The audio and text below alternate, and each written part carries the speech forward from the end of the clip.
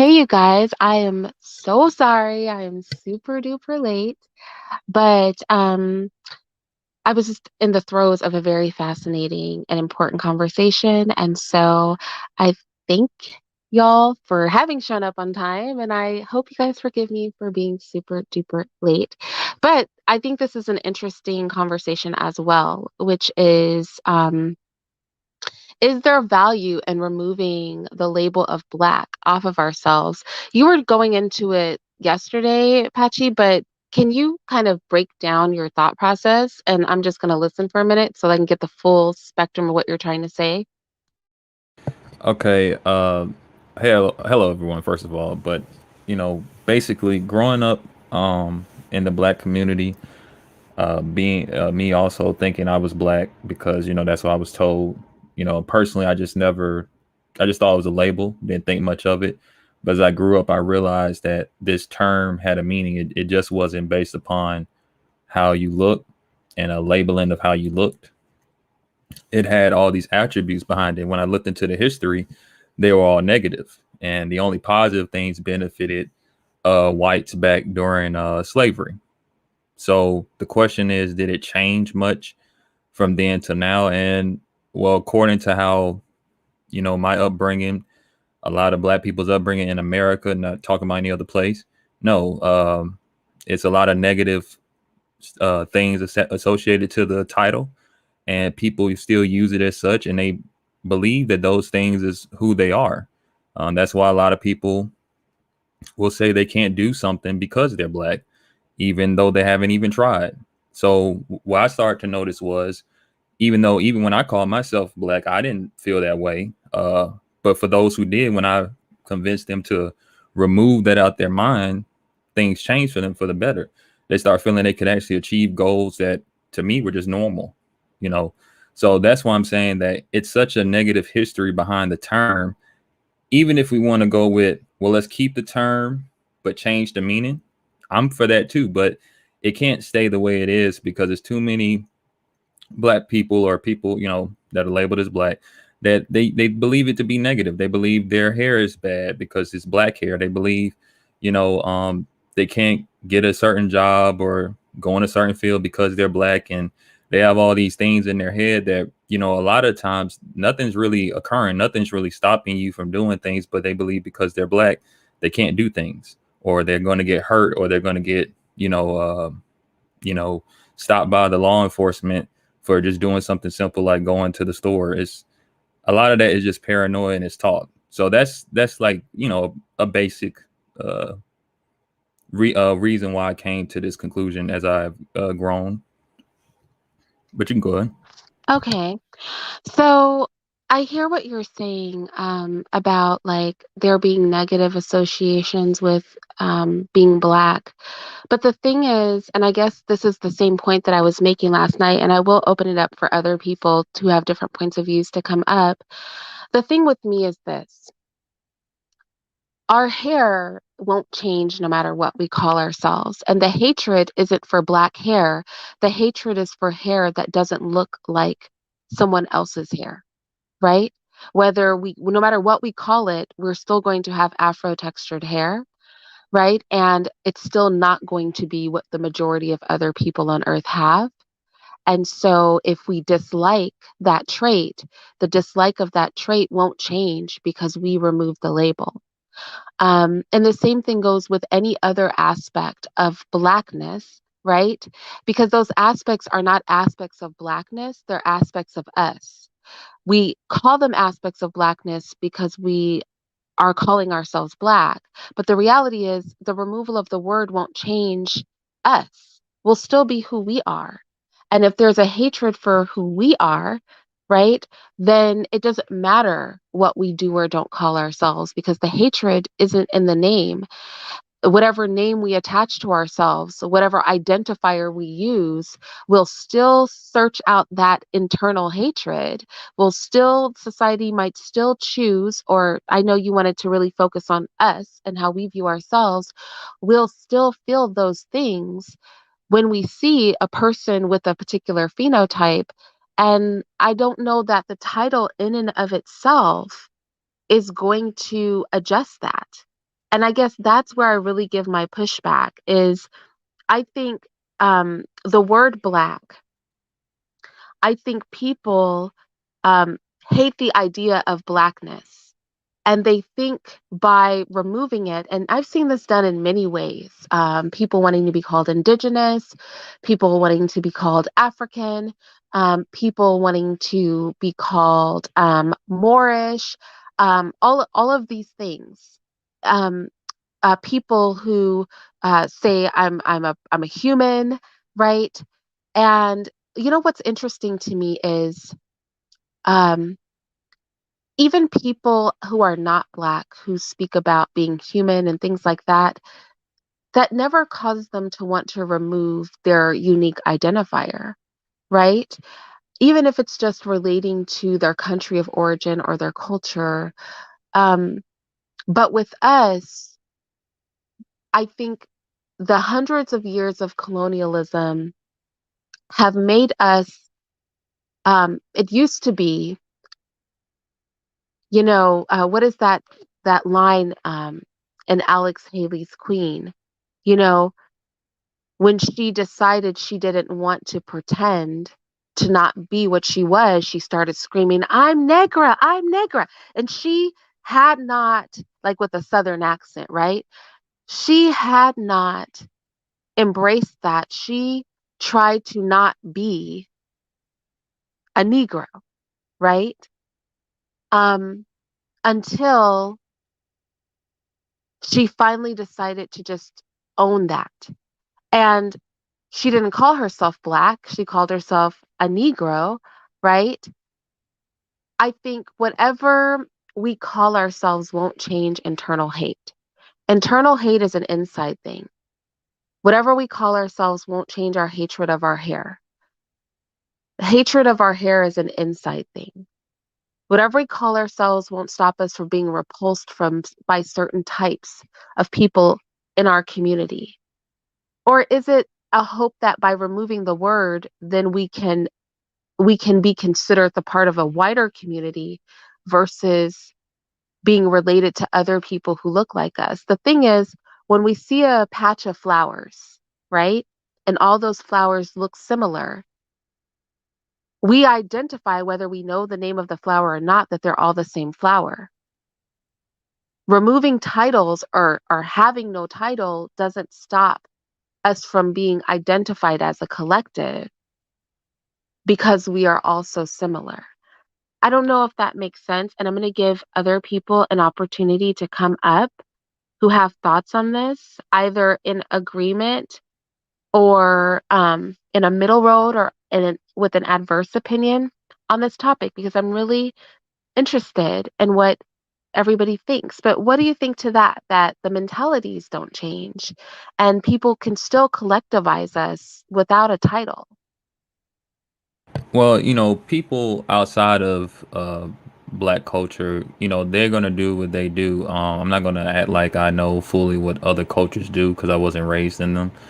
I do know that I have done this with other people, mostly black men, and this did not encourage them to, like some people think it encourages swirling or something. No, I just teach them that what they think of themselves is it's just someone else's idea of what it is. And you don't have to live up to that. And the pushback is always the same because this is a lot of people's upbringing. Well, if I do other things that they are actually interested in doing, I'm talking about mundane things. I'm talking about some, still to this day, as much as big as IT is, and there are a lot of black people going in IT, it is a stigma that a lot of black people believe that's not something black people do. And that's how people are raised. But then there are black men that want to be in IT, and they feel, well, if I do that, I'm losing my blackness. So I have to tell them that, well, first, that's just not really a thing anyway, and it's not about that. It's about being a good person, being a decent person. So you can call yourself that, but just remember that silly thing that you were brought up under, I would leave that behind. And there still is an issue with doing that because some still get shunned by family members. They get ostracized by black society because the average person is going to look at me, they're going to say you're black. and I'm talking about black people. They're going to look at me. They're going to say I'm black. They're going to speak to me, and I'm not going to typically say the general things that black people say or agree to. And now I'm not black. So black people will tell you that you're not black if you don't behave a certain way. And this has just been normal my whole life. So I don't. Again, I'm not going to not be me. So when I see other men or women who are also labeled black and they've been dealing with this their whole life, but they just decide, well, I would rather be black than to be myself, especially if whatever yourself is But how is decent. being black, how does that not make you yourself? Like, even if you don't call yourself black, you're still a part of our collective, Well, whatever you want to call yourself. And you don't well, stop being an individual because you're of the collective of us. Your well, individuality isn't stunted. well, when your individuality is being said, that's not being black. Then yeah, to how most people read that is, well, if I want to continue being myself, I have to accept that black people, the majority, I don't know the numbers, but I know it's a common enough problem where people tell me this, they're going to have to be rejected by whoever those black people are that's doing that. Well, okay, wait. Somebody said people in Africa don't call themselves black. They go by their tribe. No, they're black and they call themselves black. But I don't know what they do. they also go by their tribe or they go by their country of origin. I mean, Australians, they'll say they know that they're black, but they'll say they're Aboriginal. That's not them denying their blackness. I can say I'm Gullah Geechee, but it's not that I don't know that I'm black, just if I say that I'm Gullah. So I think we're convoluting, number one, two things. People don't identify with being Black American, but as far as knowing that they're black, they know that they're black. Just because they call themselves Gullah or Aboriginal or Nigerian or, Eritrean, whatever they call themselves, they do know that they're black, though, right? When we say black, globally, black is also associated with being a black American. So there's two levels of blackness to people who aren't in America. There is blackness of African descent, right? Or blackness of having black skin. In India, the untouchables don't call themselves black, right? Quote unquote, but they know that they're black. They know that they have what they call black skin. They're discriminated and called black in their own country, but they would not call themselves the same type of black as an American black person. But all people with dark skin know that they're black. And we can pick any other word we want, but at the end of the day, nothing is going to change when I walk down the street and you walk down the street, that we're going to be viewed the same. And also the narrow mindedness of this ideation of culture. I think there's a certain sect of Black people who think there's a way to be Black. But I definitely think that as a whole, the majority of Black people understand that there are a variety of personalities in the Black community and a variety of people who listen to a variety of musics, who eat a variety of foods, who have a variety of interests. But yes, as a Black American, there is culture, right, that is associated. And maybe that culture wasn't as pervasive in some of our households, but it's still part of our culture. I think simply because somebody feels like they're an outlier doesn't mean that you have to either, discard anything that connects you to the rest of your people, or you have to conform to be like everybody else, because everybody else isn't like anything. We are all different. And I remember when I first came to YouTube. Um, I had people say, like, well, she doesn't have a Black experience. She's not really Black. And I'm like, well, what's the Black experience? Because there are many Black experiences, right? But I didn't go, well, fine, I'm just not going to be Black then, because I'm not about to, according to them, this is not according to me, live in the ghetto and just, be in love with rap music and, and use Ebonics to be Black, right? Because I don't do all those things, I didn't have a Black experience, or because I didn't do all those things, or because I don't talk a certain way, I'm not Black. I didn't think to myself, okay, well, let me just start speaking Ebonics and go move to the hood so that I can be considered black. I mean, I think only a weak-minded person would ever think something like that. Most of us recognize that it's ignorance and we keep it moving. Well, it is a form of Oh, ignorance. wait. Uh, Go ahead.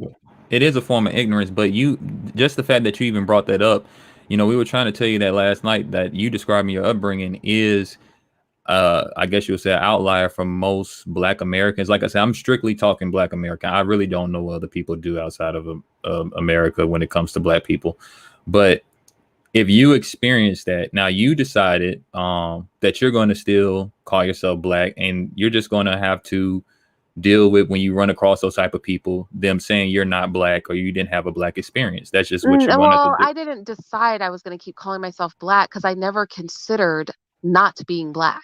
Well, fair I enough. what I considered was that they were ignorant. What I recognized is that I grew up in a very liberal environment, in an upper middle class neighborhood in San Francisco, and somebody from the South has a different world experience than I do.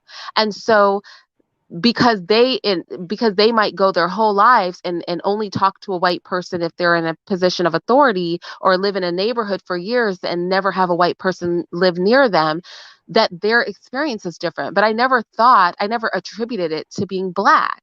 I attributed it to people having narrow worldviews because their experience in life is limited, but not, okay, well, does this challenge my level of blackness? It wasn't even an occurrence to me, because I don't associate black with personality traits.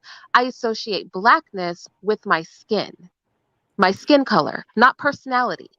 I'm Well, I'm gonna black make an because you assumption. look at me and you see that I am black. That is a totally different thing from culture.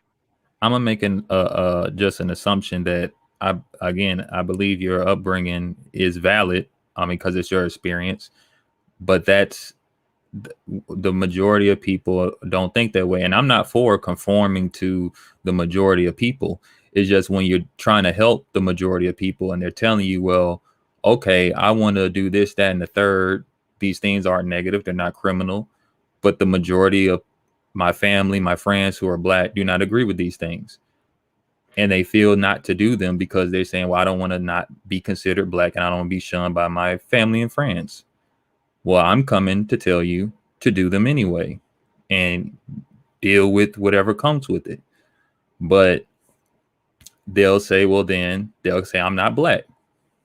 Okay, well, then you're not Black then. Does it matter? I don't think it does. It matters at all. I don't think, just like the way you're talking, you don't seem to care that those people said that you aren't Black. You're going to still call yourself Black. They can still I call mean, you themselves Black. look at me and clearly I'm black. So it doesn't it's like saying you're not a woman. It's like, look, clearly I'm a woman. Do you know what I mean? I'm not going to debate something that's obvious. If I see a flower and you're like, that's not a flower, I'm not going to get into a debate about that. I'm not going to debate about that, because again, we're talking two separate things, which is culture versus when you look at me, what do you see? Right? And I'm saying when somebody looks at me, when they look at you, what they see is not going to change no matter what label we attach to it. I'm curious what you would call yourself, and then after, or what you do call yourself, and then Uncle Locke, what's up? I want you to throw something on this if you'd like. Well, like I said, for me, it doesn't really matter. If you address me as Black, I'll respond as long as you're not using it negatively. I just don't have an attachment to the name. People address me by my name. Like, that's just how, that's how I go about things. But if someone said, I was a Black man and they're not being negative about it, okay. Now, if they were being negative about it, I wouldn't appreciate that. But, but that's the short answer for it. Hey, Uncle Locke. Hey, how you doing, Miss Lady? I'm fine. What are your thoughts on this? And hi, Alicia. Hi. Hey, I mean, my thoughts is this. It's like this, right? Anytime you call yourself something or identify as something, it's always best to get to the roots of what it is that you want to claim. So you don't ever get yourself in the grease where, or in the situation where somebody's accusing you of false flagging or misrepresenting whatever you claim it, right? Well, the word black, of course, is a Anglo-Saxon word. It has a meaning that it meant something before America even existed. Um, see, I mean, it's older than the slave trade. It has its own meaning. Now, from I had to do research on a guy named Martin Delaney. He is the reason why we refer to ourselves as black. And the effort was to avoid being called a Negro. Now, the word black, what it has been taught to us in school, what it means is totally different than what the definition of it actually is. Now, the word having negative connotations is based upon the Moors. The Moors came and did their thing to, Europe, Rome, and whatever. It's not based upon, something that we did. Now, the new negative connotation, and a lot of us have to understand that if you wasn't no upper class, rich type of person, you wasn't being educated. So a lot of us just assume that just because public education is standard now, that it's always been standard. No. So a lot of people, a lot of the access to knowledge that we have today, the populace didn't have that. The average person or the citizen didn't have that access to knowledge. So the word black, based upon my research in etymology, is synonymous with the word revolution. And when I believe, based upon my research and learning how, in the context of how Martin Delaney used the word black, he used it in a higher esteem. That's why a lot of times, me personally, I say I'm a black man with nigger tendencies. Now, I don't consider being black a race. I consider it being a culture. Because black people, we even though people don't want to accept Ebonics, that's our language. That's our cultural language. We have our own style. We created our own stuff, and we have enough cultural fruit to illustrate and establish ourselves as a culture that is separate from American culture. So what I'm saying when I say I'm black, I don't mean any of the negative connotations that we're taught in school about being black. Because if you read a dictionary from the 1800s versus the 1900s, you'll see that they wasn't even using the word black. They was using the word Schwartz in the 1800s, and then they changed it to black. Now, that's my take on it. I don't mean to be too long-winded. I don't understand the negative connotation argument because, like I said, even if we remove the word, people could still associate people that have dark skin with all those negative traits. So I guess that's my thing is the removal See, that's the and also it's important to say that Patchy also um really insisted that we not be concerned about what other people think of us because we have no control over that. His argument is really toward how black people view blackness themselves. Is that correct, Patchy? Because I want to make sure that we Yes, and the individual, because like I said, someone like you don't have the issues that I'm talking about with the term, I mean the word black and association to a human.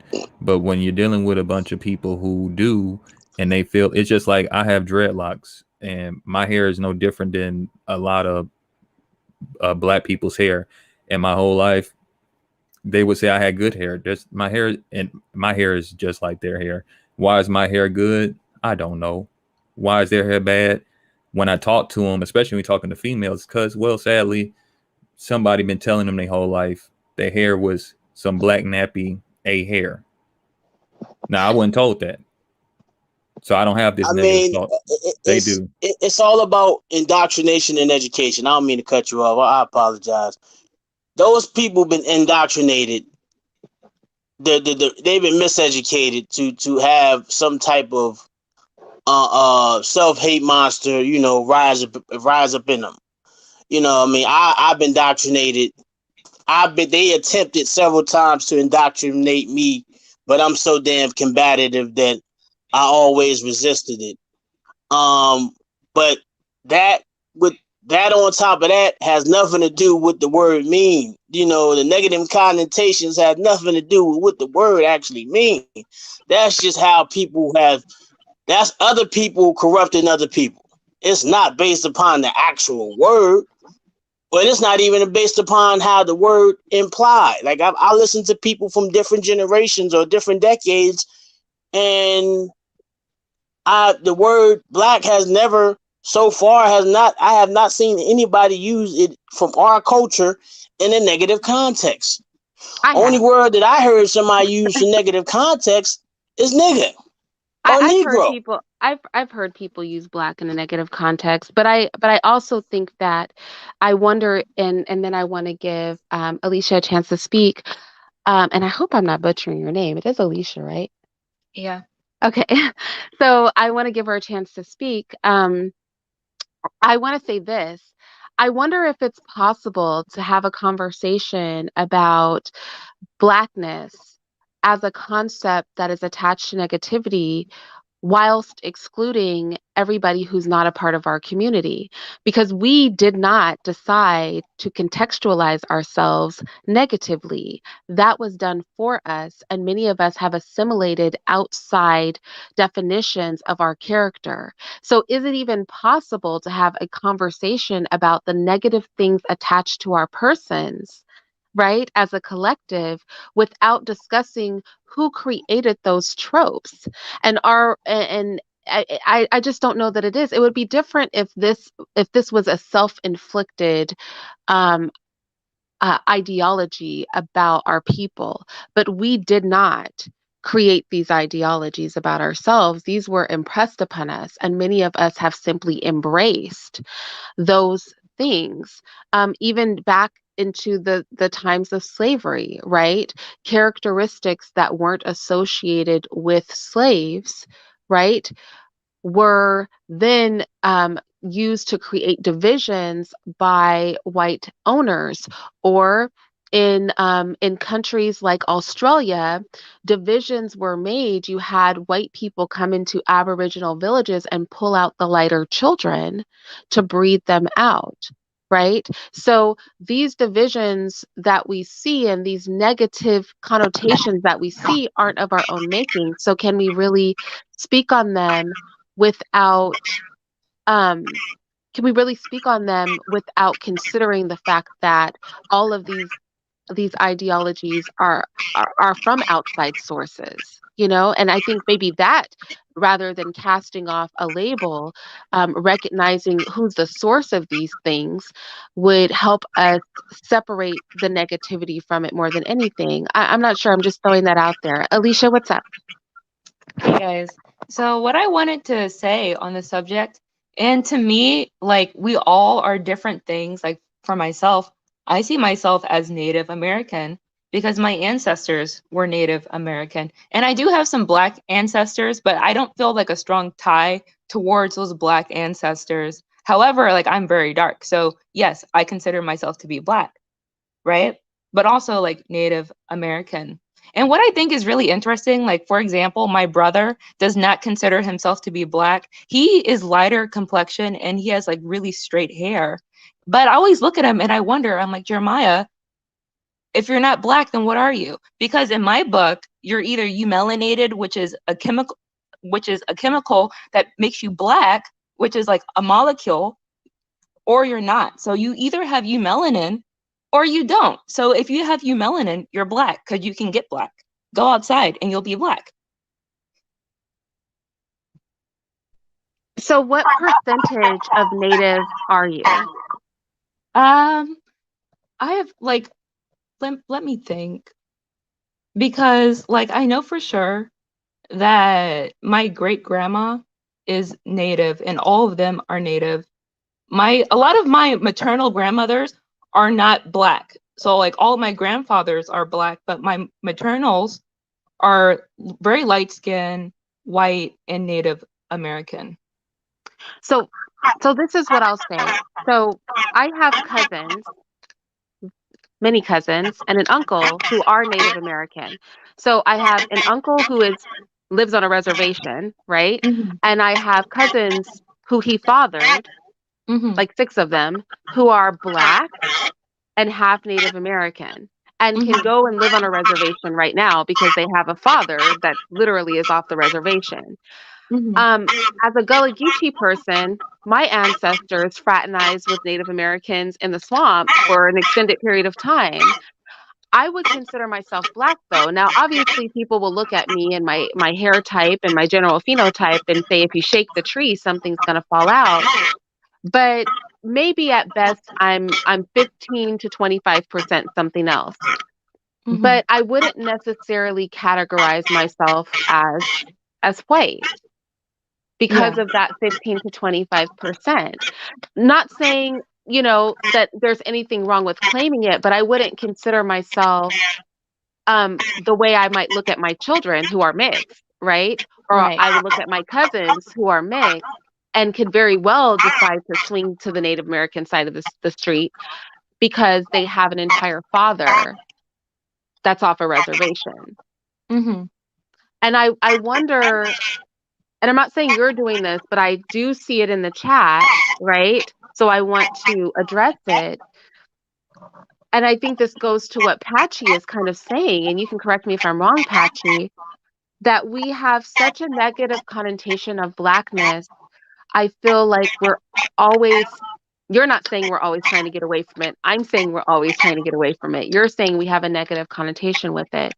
But then I would say the very evidence of your attachment to your Blackness is evidenced by you being here and being a part of this conversation. So I feel like even on some level, when we say, I don't identify as Black, internally we really do because we Right. gravitate to those people. And I think you do make a solid argument about you melanated people or non, right? Right. I think that could be a solid argument. And we could have a whole conversation around that because there's a lot of people who share our melanin characteristics that even some people I would identify as Black don't consider Black, but I would consider them Black because, like I said, to me, Blackness is simply the shade of a person's skin. Right. Right? I literally attach Blackness to phenotype. And I'm looking at skin only, no other part of the phenotype, not the person's hair, not the person's nose, not the person's lip, just the depth of their skin to me defines Blackness. Not culture, not where you were born, none of that. Just the color of a person's skin to me defines Blackness. Well, I define Blackness by culture. Hold on, wait a minute. I think we're getting some feedback. Yeah, I think it's gone now. Yeah, I think it's Miss Irene. She might got a couple joints. But I I have a define couple of things. I define Blackness based upon culture. Not necessarily phenotype. And because Blackness was the like I said, I'm going off of the definition that the individual who coined the term Black, which is a Black man. I'm not going off of the new definition of Black. With the 20th century definition of Black. I'm going off of the 19th century definition of Black, the 18th century definition of Black, all the way to the 13th century definition of Black. I'm not going off of the 20th century definition of Black, and I'm going off of what did Martin Delaney meant when he meant Black. Let's just be honest. Most Black people, there's no, put like this, there's no land called Black nowhere on this earth, so to speak. There's Black what? people or Black culture was created here in America. Now, Okay, based can on you what I identify know black is can you identify what black culture is? Because I think you're burgeoning on Patchy's argument. What is black culture? Like black specifically. culture, huh? I was saying I'm sorry. specifically.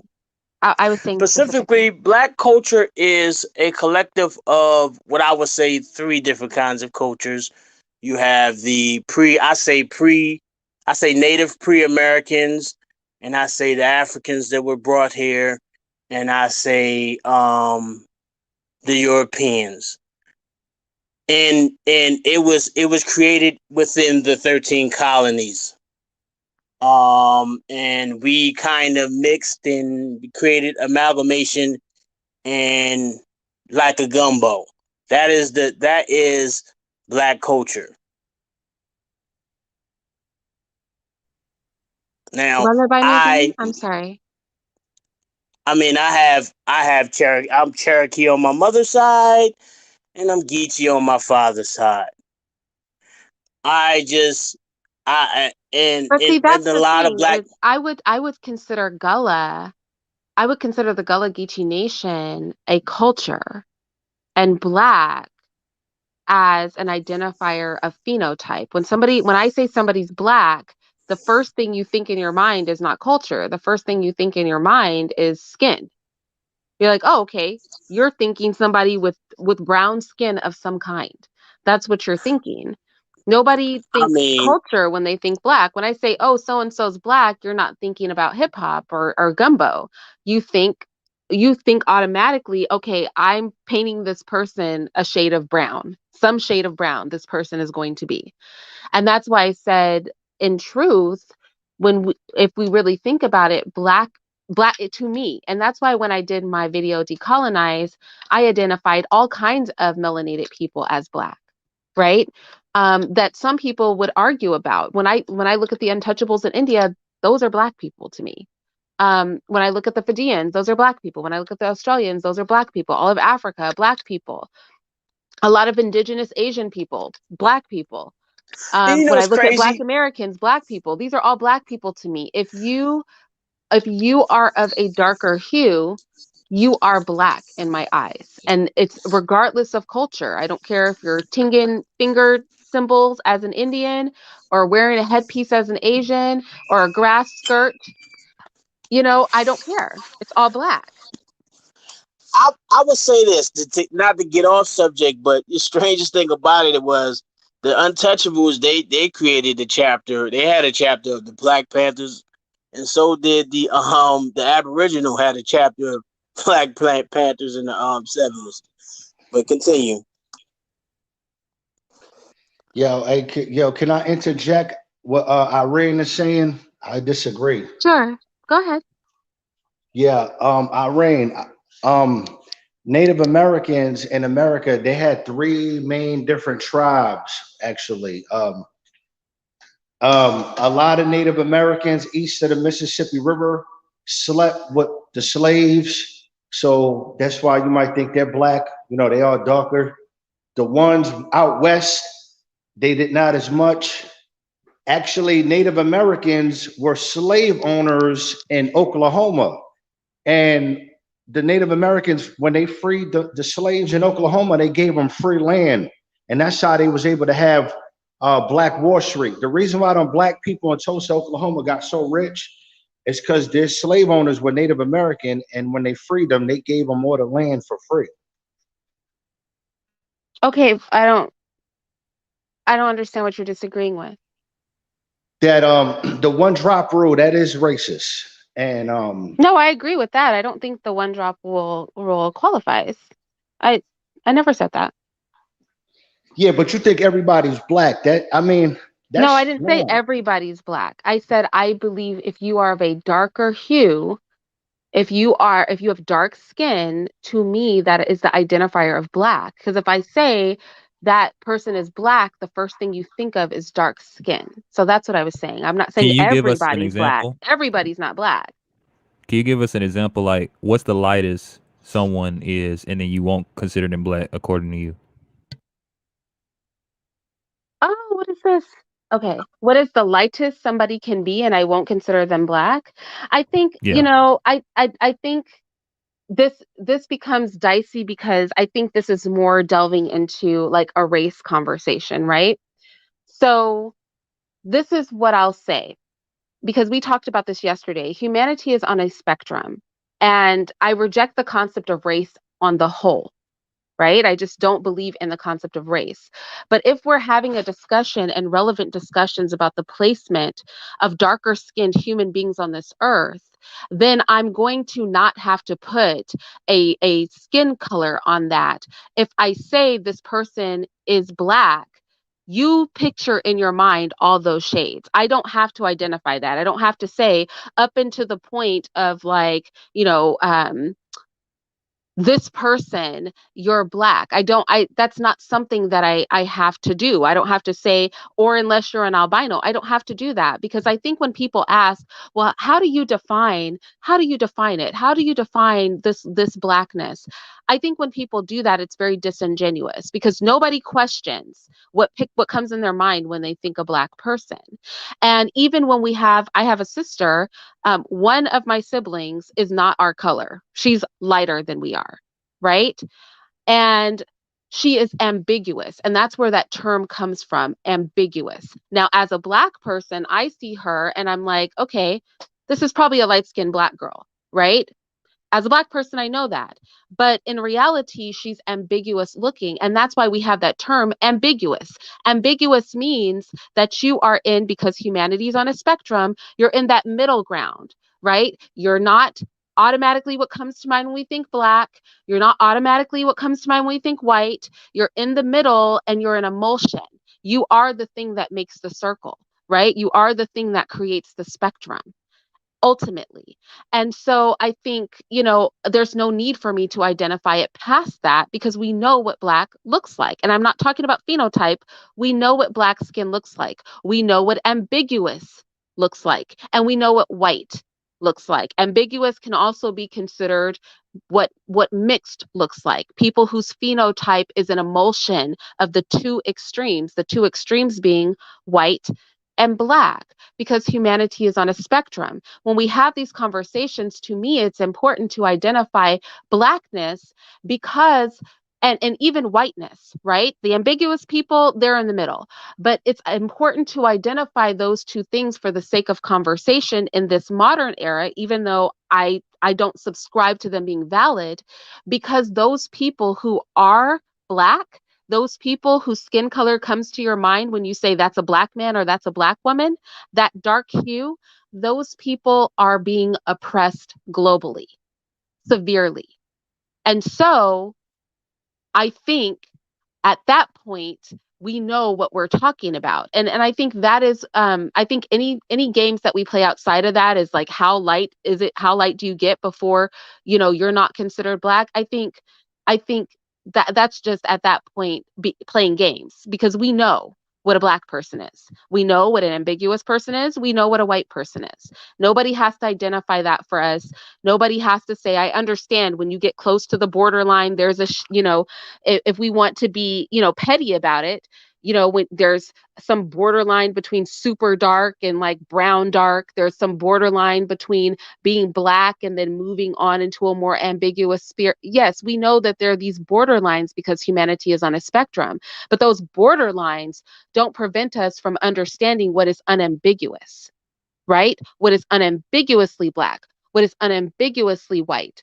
We do know what those people look like. And so it's kind of like the abortion argument. What about the women who got raped? You know what I mean? What about the incest victim? It's like, that's not who's making up most of the abortions. Why does that become the topic of conversation? And I feel the Well, I'm same gonna way tell with you skin why. color. I think it's because white people, they did a lot of damage to the Native Indians and the slaves. I mean, they not only did they kill them, they raped them.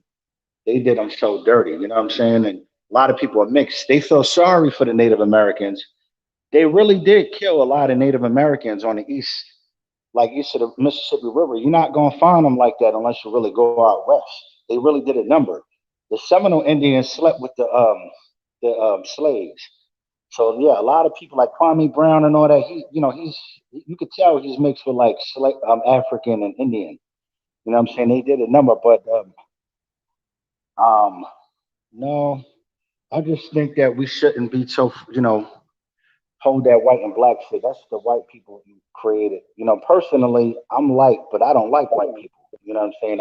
I don't like white people at all, actually. Just because I know the history, you know. But I and that's mean, what they I taught you believe though. we have to really sit down and collectivize and to really so we can be able to communicate. Our biggest issue is communication. I understand where Miss Irene is coming from in reference to phenotype, but I identify blackness as a culture because, like what you were saying about the cold color argument. I mean, you can be blue, black, purple to light, bright, passive, or white and still be black. So I No, don't you can't think pass that for white and still be black. I don't believe that. What I said about and that's what I'm saying. It's not no Yeah, I skin could. color. But I Blackness is think not. so. I If think. we, Go ahead. I'm sorry. Go ahead. No, I was going to say this is why I say that because maybe the purpose of identifying what blackness is different for us. My purpose in identifying what blackness is because if you are going to be oppressed based on your physical appearance, that is my purpose in identifying what blackness is. When I go to India and there's a safari of black people who are being oppressed because of their dark skin, I feel the need to be able to identify that. When I go to mainland India and I see people having their arms and legs cut off and working in sewers and considered to be untouchable because of their dark skin, I feel the need to identify what blackness is to protect those people. When I go to Fiji and I watch the native people in Fiji being held at the bottom of society by their oppressors, I want to be able to identify that is happening because of their skin. When I go to Australia and there's a niggerhead rock and they've been bred out to the tune of only 30,000 left, I want to be able to identify the black people that when they walk in the room, their skin is so dark that they are being discriminated against and they are being abused. So my purpose in identifying blackness is not to create racial hierarchy or mince words about if somebody's light or dark or looks mixed or not. I don't care about that. What I care about is when you walk into a room, when you walk into an establishment, when you go into a particular country, does your unambiguous look of blackness place you in a position of danger? If so, you are black. It's just that simple. I have no other dogs in this race other than the protection of people who are discriminated against because they are unambiguously black. Other than that, I don't care about the term. It's irrelevant to me. There is no such thing as race. It's all BS. But unfortunately, that BS causes people of a darker hue to be harmed globally. And so we need to give them a name so that we can say there is consistency throughout the world where people who look like this are being hurt and abused. And that needs to be addressed. That is I the just only reason it matters to me that we identify blackness. Otherwise, I wouldn't care. I I just want to say that I feel like we could substitute blackness with being melanated. For me, that's the way like I always think about it. Like I always place it like in the placeholder of being black. So instead of saying, "Oh, all these people are black," I always say, "These people are melanated," because black I feel like has such an energy around it where so many people want to reject it. Like, no, no, no, this isn't black. Oh no, I'm not black. Well, if you put melanated there, which is basically the same thing because it's describing the color of your skin, it's you like want much to easier to like replace go a over. Anglo, you want to replace a Latin word with an Anglo-Saxon word. That's all you want to do. Just the same way with Moors, it means black too. Kemet means black too. Indica means black too. Like This is a scientific term. Like this like term is used in like all the research papers that I've been reading. This like this term is technical. So if I say melanated, I'm not like saying it because oh it's a Anglo-Saxon word or it's a wherever Latin it's word. derived from. Yeah. Yeah, It's a like that Latin word. like I feel like that's not really like important. Okay, my I question mean, is if it means the same thing, just in a different language. I could It's the same word, different language. I could go with you melanated. If I go, wait, Alicia, mute your, there you go. Thank you, dear. If I go with you melanated, which I have no problem with that, I guess here's the thing that I think is really important we understand. If we go with you melanated, it's going to turn into the negative aspects that come with dark skin aren't going anywhere. You might like the word better because, some of us hate the term black. So you might like the word you melanated better, right? But all of the negative connotations that come with that melanin are coming with you, no matter what you call yourself. And I think this idea that we can separate from the negativity by simply changing what we call ourselves is very problematic. It's going to give us that reality check. And maybe that's what it's going to take. Maybe it's going to take us all just calling ourselves something different and then finding out, oh yeah, look, nothing's changed, because it's not the word, it's the mindset of the people that's the problem. And we think by disassociating with a word, it somehow makes us better.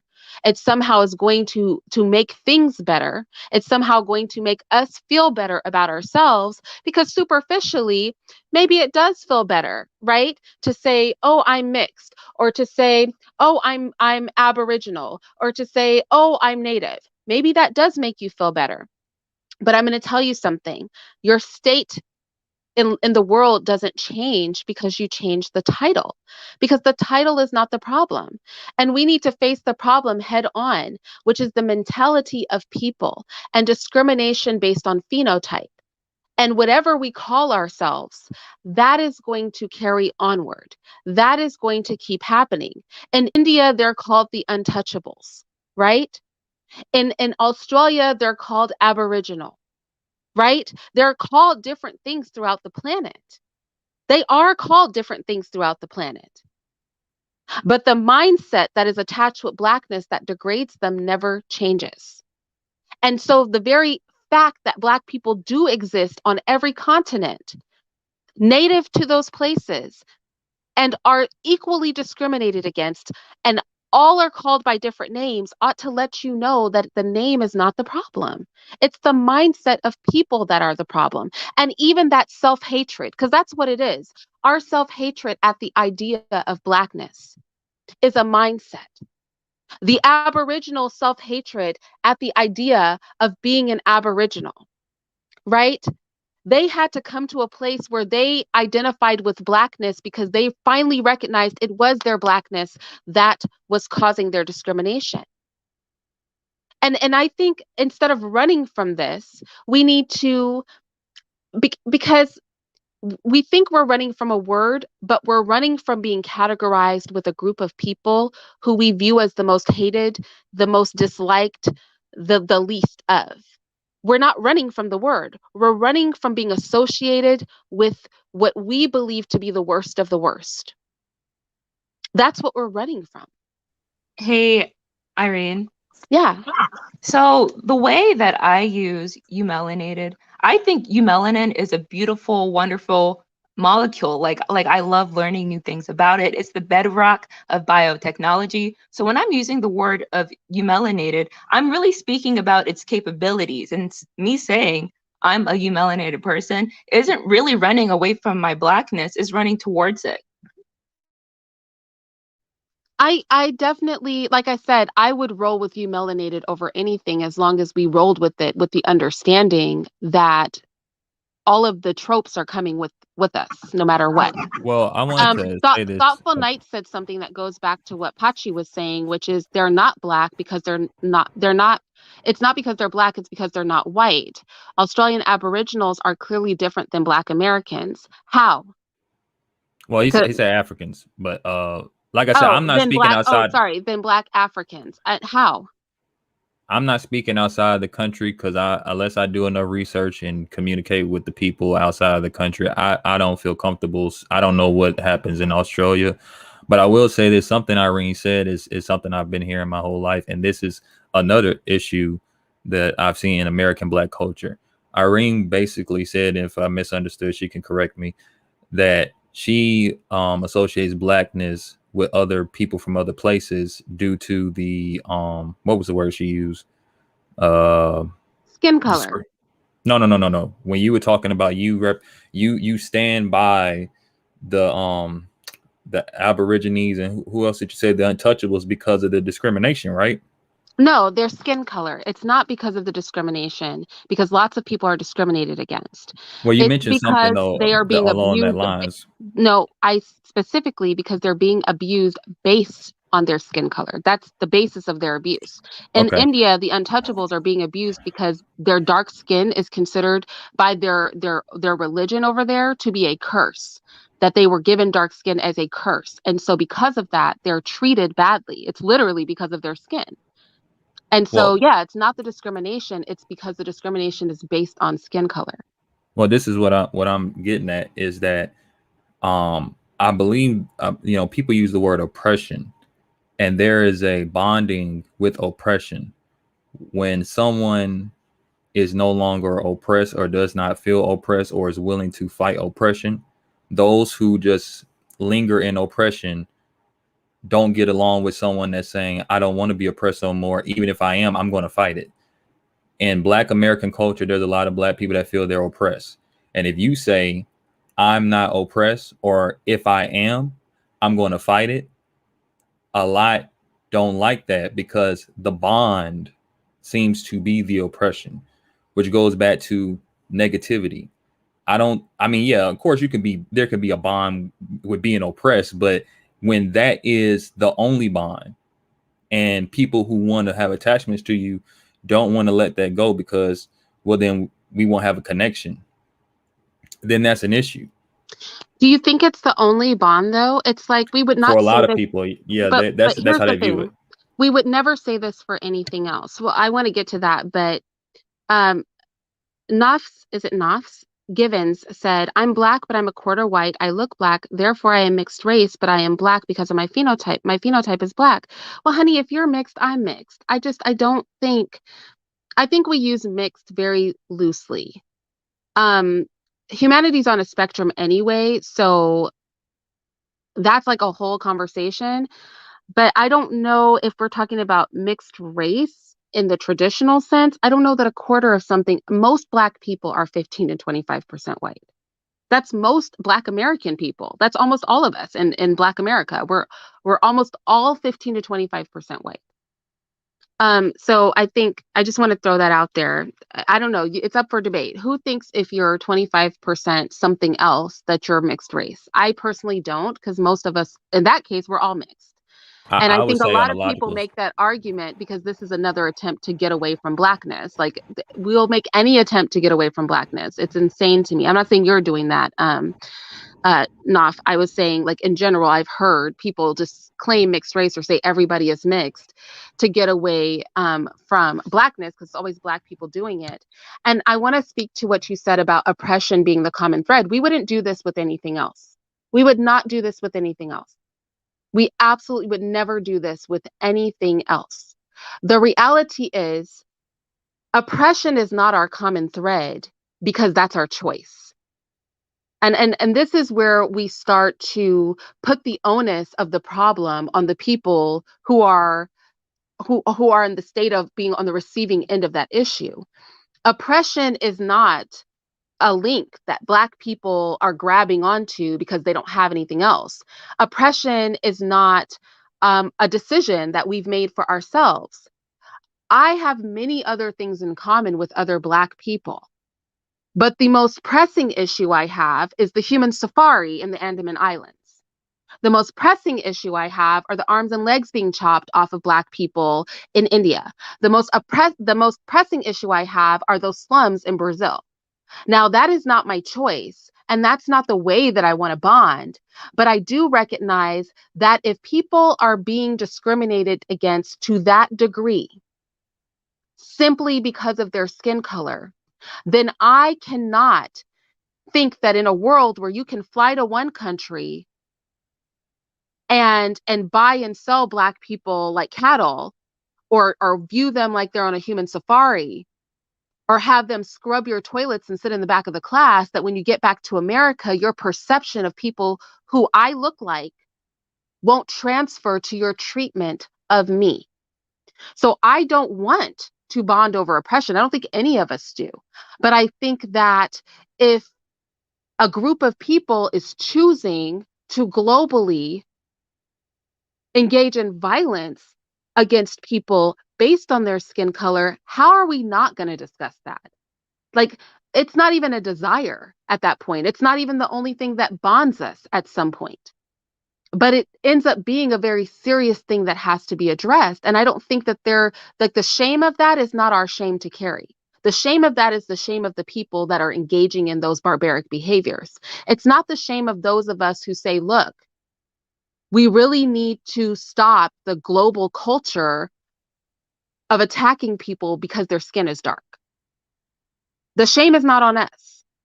I can't help. And honestly, it should be not just what bonds those of us of a darker hue together. Anybody worth their salt who isn't Black should be joined with us in the cause of stopping discrimination against people based on the depth of their skin color. That's not just a thing that should bond us. It automatically bonds us because it directly affects us because we're of that group. But that should be something that bonds all of humanity. The fact that you recognize it's only bonding Black people only speaks to the problem. Well, I didn't say that it's only bonding Black people. I was saying that that is something that Black people use as a bond, is the oppression. And, we can even go back to, at least what I learned in history is that, I don't know what happened to Irene. What I learned in history was, Harriet Tubman helped free the slaves, and there was an issue with her trying to convince slaves that they were slaves. And they didn't, obviously because of the brainwashing, she couldn't convince a lot of them. And some of them even tried to aid in getting her and the runaway slaves to get captured because, well, that's how they were being brainwashed. My point of bringing that up is that today in Black America, there are a lot of people that the oppression is a major bond. And if you happen to be identified as Black by Black people and you are not seemingly to be oppressed or you are fighting oppression, they will try to bring you back to the oppression because that is comfortable for oppressed people. Sometimes they've been oppressed for so long, or sometimes they could literally not be oppressed in a physical form, but mentally they've been oppressed because of indoctrination.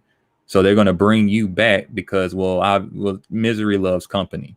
So I was bringing that up to say that I believe that is an issue for anyone to do it. Now, you were saying like, if we wouldn't do this to anybody else. Again, there's another issue. I mean, I'm me. I will say that to anybody. If you bond with people just because, let's say you end up in prison for something you did and you did it and you've had bonds with your prison mates, cool. But if your bond is just prison, and there are people that's like this, they want to go back to prison. Come no, on I'm not now. comparing Blackness to prison. Yeah, I'm you just talking literally about. are. But No, let me Irene, ask you I'm this not question. I'm not doing that. I'm just You talking about literally oppressed just did people. though. You just No, I'm compared the talking bond of about. Black people to if you go to prison and you bond over all being in prison or all having committed the same crime. There's no crime here, and I think sometimes our heart speaks whether we are cognizant of it or not. But I'm going to ask you this: you're a man, right? You're a Yes. man. Okay. There are issues that face men, right? We know that women hit more often than men, for example. We know that men can be raped, but that the rape against men is not always recognized. We know that men can get a bad rap when it comes into going into family court systems and things like that. We know that men are arrested more, right? Do Mhm. you feel that any of those issues that affect men are things that you care about? Or Yeah, do I you care. not care about them at all? I care about Because, some of those, some things that men complain about, not all. okay, now that would be like me saying that um, your concern for that doesn't make sense because you're not a man, you're Pachi. You're not a man, you're Pachi. That's like you saying, I don't want to be called a man anymore. I don't want to No, be that's associated not with the those same. things. I don't want to have conversations about those things. I don't want to make those things that affect men my concern because I'm not a man. I am Pachi. I'm not a man. I'm Pachi. Right? Like you're saying, I'm not Black. I'm Pachi. Now, here's my thing. My thing is I agree with you that some people hate being Black so much that their desire to get you to identify as Black is because you're not better than me. You're Black too. That's their vibe. I know what you're talking about. I've seen it all the time. You're just a nigga too. Like, we know that energy comes, but that's a self-hating energy. I mean, self-hate manifests itself in many ways. That self-hate manifests itself from a desire for separation, a desire to bring people back in because you honestly think the capability of separating is better. This is how mixed people are ostracized too. This is why so many Black people have held on to the one drop rule as well, right? Because you can't be better than me. You're just like me. You're no better than me. And so many Black people I hear, even in the modern day, say that you're no better than me. What they mean is you're still Black too. You're still down here with me. And strangely, it's that idea of being downtrodden that is the very thing that you're trying to get away from. Am I correct? I'm trying to get people away from that mindset, and Right.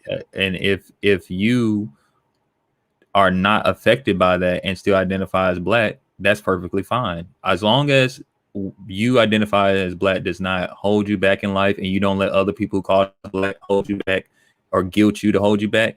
I don't care what you call yourself, but if that is a main factor, like I said, I've done this with people. I just said, tell them, well, hey, you're not Black. I run down the full history of race and America and how the term even got upon your ancestors and you. And when they learn all this stuff, they say, oh, this was made up anyway, so it doesn't really matter. And it really doesn't. So then they move differently. Now, I've actually never, anyone I've helped, they still call themselves Black. Wait, so are you saying that once they've simply removed the label of Blackness, that they move with purpose through life? No, they don't even remove, they call themselves Black. They just understand that all the things, whether it be negative or positive, these are just made up things that people generations ago put on this term and applied it to you. And you don't have to live up to the negative or the positive. Be your own self. That's what I'm telling them. But Go ahead. Okay, but what does that have to do with what you call yourself? Can't you do that anyway? No, because a lot of people in the Black community believe that they've been called Black, and Black has a meaning, and the meaning is, what is the meaning? Tell me what is. Well, I'll give you some general things. If you're Black, it's a bunch of stuff I deem stupid. If you're Black, you have rhythm. No, that's just some people say. If you're Black, you're good in bed. You know what I'm Wait, but here. well, let me say this. But do Black people overwhelmingly have more rhythm than other groups of people? I wouldn't on know. average. I honestly wouldn't know. I don't study. I mean, we've seen enough. You've lived life. We've seen enough people moving around. Well, see, rhythm is dependent upon the beat. Well, is it really? Because even when we see white people who have learned how to be more rhythmic or have more rhythm than the average white person, right? There is something different about their movements. Sure, everyone, different cultures. I just put it to you this way. I've only, my whole life, I've seen American Black people dance to beats and sounds that are associated with American Black people. I haven't seen American Black people dance to. You've never seen an American Black person line dance? No, I actually haven't. Really? No. Oh, okay. Not that I don't go out and see a bunch of Black people line dancing. I've seen it, and it's something to see. I mean, the electric slide is a Black take on a line dance. But see, I've actually seen Black people. In fact, there's a couple here on YouTube. Does anybody know their name? It's a big tall man and his little tiny woman, and they do a lot of line dancing. But okay, all right. So you're not sure if Black people in general have more rhythm. I'll say literally Black people on every continent I find really have. Now, I'm not saying all Black people have rhythm. I'm saying, but there's a reason. There's truth to the argument. And there's truth to some of these negative tropes too. That's why I really want to go here. I'm just saying not all Black people might be like that, but there's truth to the argument that Black people have rhythm. People are saying that because overwhelmingly when they encounter Black people, they have more rhythm. Well, let's get to a negative one. They're not just pulling that out of the air, out of nowhere. But give me another example. I'll give you a negative one. Black people cannot read well or at all sometimes. Okay, but how is that not true? Because anyone can learn to read as long as you have a reading disability. You can learn to read just like you can learn how to get rhythm. That's why it's silly. You can learn. Oh, I believe people nobody, can you didn't learn. say that the trope was black people cannot learn to read. You said the trope is black people No, when often a don't black read well. child is taught told they can't read, and this is all they hear, they a lot of times don't even attempt to read. See, Okay, I'm I'm not starting at the saying that base. saying it to children isn't wrong. I'm saying it that the reality is many of our people live in underprivileged environments where their parents are not taught to give them access to literature. A lot of times the teachers will pass our children on even when they don't have the educational acumen to move on to the next level. And so we do end up with a society, and this happens globally, and this speaks about the state of Black people, where a lot of Black people are, in essence, illiterate and functioning in illiteracy. That is factual. Does that Let mean me cut that in after you, ma'am. I'm I'm sorry? sorry, cut you off. I just asked, can I cut in after you? Yeah, there's truth to that argument. Now, I agree that you shouldn't tell a Black child that they can't read, or I mean, obviously we're not going to be negative toward people, but to identify that that's a problem, that doesn't have to be taken as a negative as much as something that we need to address, right? We need to promote literacy in the Black community. That is true.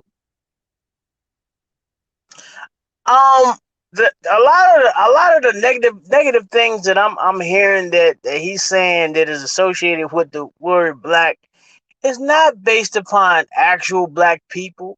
These are based upon, entrapment type of situations where they fire all the Black teachers, and then the white teachers don't properly educate our children the way the Black teacher did, and now they saying that Black people don't know or don't want to read. Well, let's be Me, fair. Very myself, and few Black I people attempt to become teachers.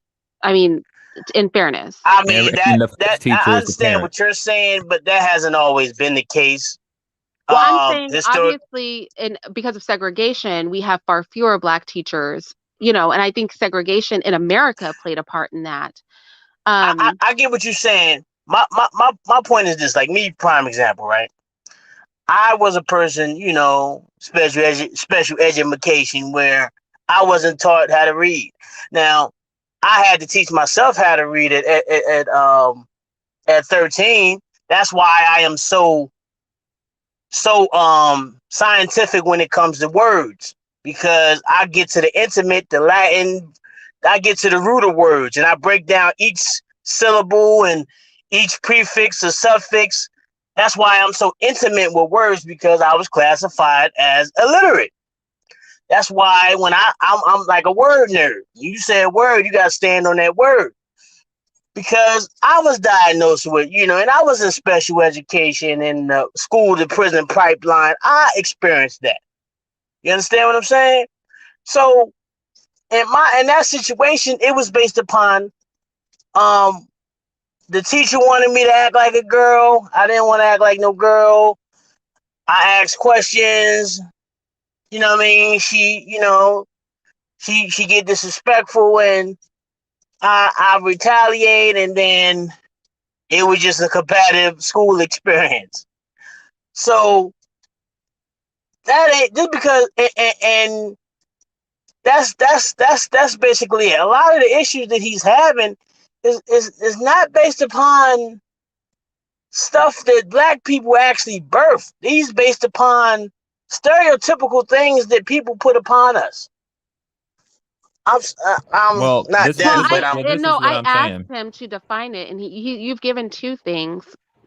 Well, Can I you can give get some more. other? Because I really want to get an understanding of what you identify as being associated with Blackness, because right now I think like these are valid, right? I think there is a high illiteracy rate in the Black community globally, not because we're stupid. I think because we're undereducated. um I think it is common, and I'm glad the sister brought that up about beat, because I do find that white people tend to gravitate to more melodic tunes, snakish tunes, like where you can curve your body, whereas Black people, and our culture globally, right? We find this in every continent where Black people are located, tend to go with with drum beats or percussion, So I think that's valid. I think that that's a valid stereotype too. What are some others? Because I think the stereotypes are not maybe not the problem as much as how you choose to view them. I mean, I know I'm my we my husband works with children. And reading is a challenge that we find a lot within the Black community. I teach Black children, and bringing them up to par. I have some teenage Black children who my daughter, for example, reads at a college level. But I know that my textbooks that I put out for the kids are above their reading level. A lot of the words they don't understand. A lot of words that I grew up using, they don't use. And that's not because they're not intelligent, it's because they haven't been exposed to them. So I think it's valid to say that that there is a level of illiteracy and also a level of not understanding their native language. By native, I mean native to the place they were born, language in the Black community. And I think that's just because they're undereducated. So I haven't detected any lies so far. What's another example of Blackness, Black culture or association with Blackness, Well, that you've noticed? I'll name another, but this is an important part of it. You know, a lot of this stems from childhood, and this is why I'm saying the the how would I put it? Someone attaching themselves to this term black is important, and it could be any term. This could be white. It doesn't matter what the term is. When a child is, you know, born into the world, they're just a child, male, female, and they grow up. And if their parent says, well, you're black, but everything they know to be black is positive, that child is going to be just fine. Generally in America, that's not what they're going to pick up on, and they're not going to be directly told that. So when you have children, like, you know, I said reading, math is also another one. I love math personally, but growing up, me loving math and liking math and being good at math was viewed as a white thing. That's not, it doesn't make any sense to me because they're just numbers, but that's what that's what people believe. And when a child believes, well, my whole life I was told, not me, I'm saying a child is thinking, my whole life I was told I'm black, and black people don't read well, I can't read well, and when I try to read well, I'm labeled something negative by my peers. I don't want to be labeled negative by my peers. Matter of fact, I'm praised by my peers for not being able to read and acting out. I would rather do that because I'm in society and I'm accepted. This is a major problem that, yes, the changing the, you know, putting positivity behind the word could fix. Getting rid of the word and not associating someone with it can also work. Either one, as long as it gets fixed, that's my whole goal. Is I to mean, make I sure. think devaluing education is common among, and I'm just going to keep it real, y'all. It's common among, and that's why I said I think part of this is class as well. I think it's common among uneducated, poor Black people. And I think it's an anomaly in those environments for Black people to value education. And yes, you normally hear of children that grew up in these impoverished, undereducated areas who will talk about being told that they are talking white, that something like having an acumen for mathematics is, or being a nerd, those things are not. A lot of times when I hear people talk about these, they've grown up, and I don't know if this is your case, in impoverished environments where the majority of the population was undereducated. And so in those environments, there are tropes tied to these things. Whereas where I grew up, I literally was forced, if I got a spelling word wrong, to stay up and write the word 100 times after dinner. And sometimes I would be writing many words 100 times each. And there was the expectation of academic excellence, right? So I think that is less a Black thing and more a socioeconomic and educational thing. If you have a parent that is uneducated and poor, and you grow up in an environment of people who are uneducated and poor, then it might be more rare to find people who value education and value individuals who have an acumen toward mathematics, or any of the STEM um, fields, or anything like that. Typically, athletics and art are what are promoted in those environments. And there's nothing wrong with athletics and art, but I think I think that is more, like I said, not because of their blackness, though. I don't think the blackness is what's causing that. I think the environment is what's causing that.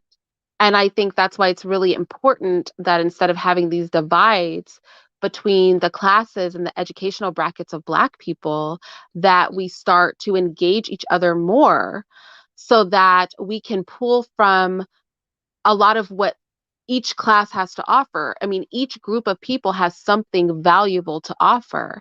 And we need to do some we need to do some more intermingling between the varieties of Black people that exist. I think what I find in the Black community is people who have grown up in a particular environment of Black people, they define Blackness by their environment because they don't get exposure to different types of Black people. And so they either want to associate or disassociate from Blackness based on their world experience. Whereas if children were exposed to a variety of types of Black people from their youth up, maybe we could not homogenize what Blackness is. And maybe when a child has an acumen for sports or art, they would be exposed to Black. Because if you pull out the sports or art card, in my family, that's not something anybody's trying to hear. They're not trying to hear you're trying to be in sports or do anything artistic, right? You better want to be a lawyer, a doctor, own a business. You better be a homemaker with a business. Like, you better do something. But sports and art is what we're not doing, right?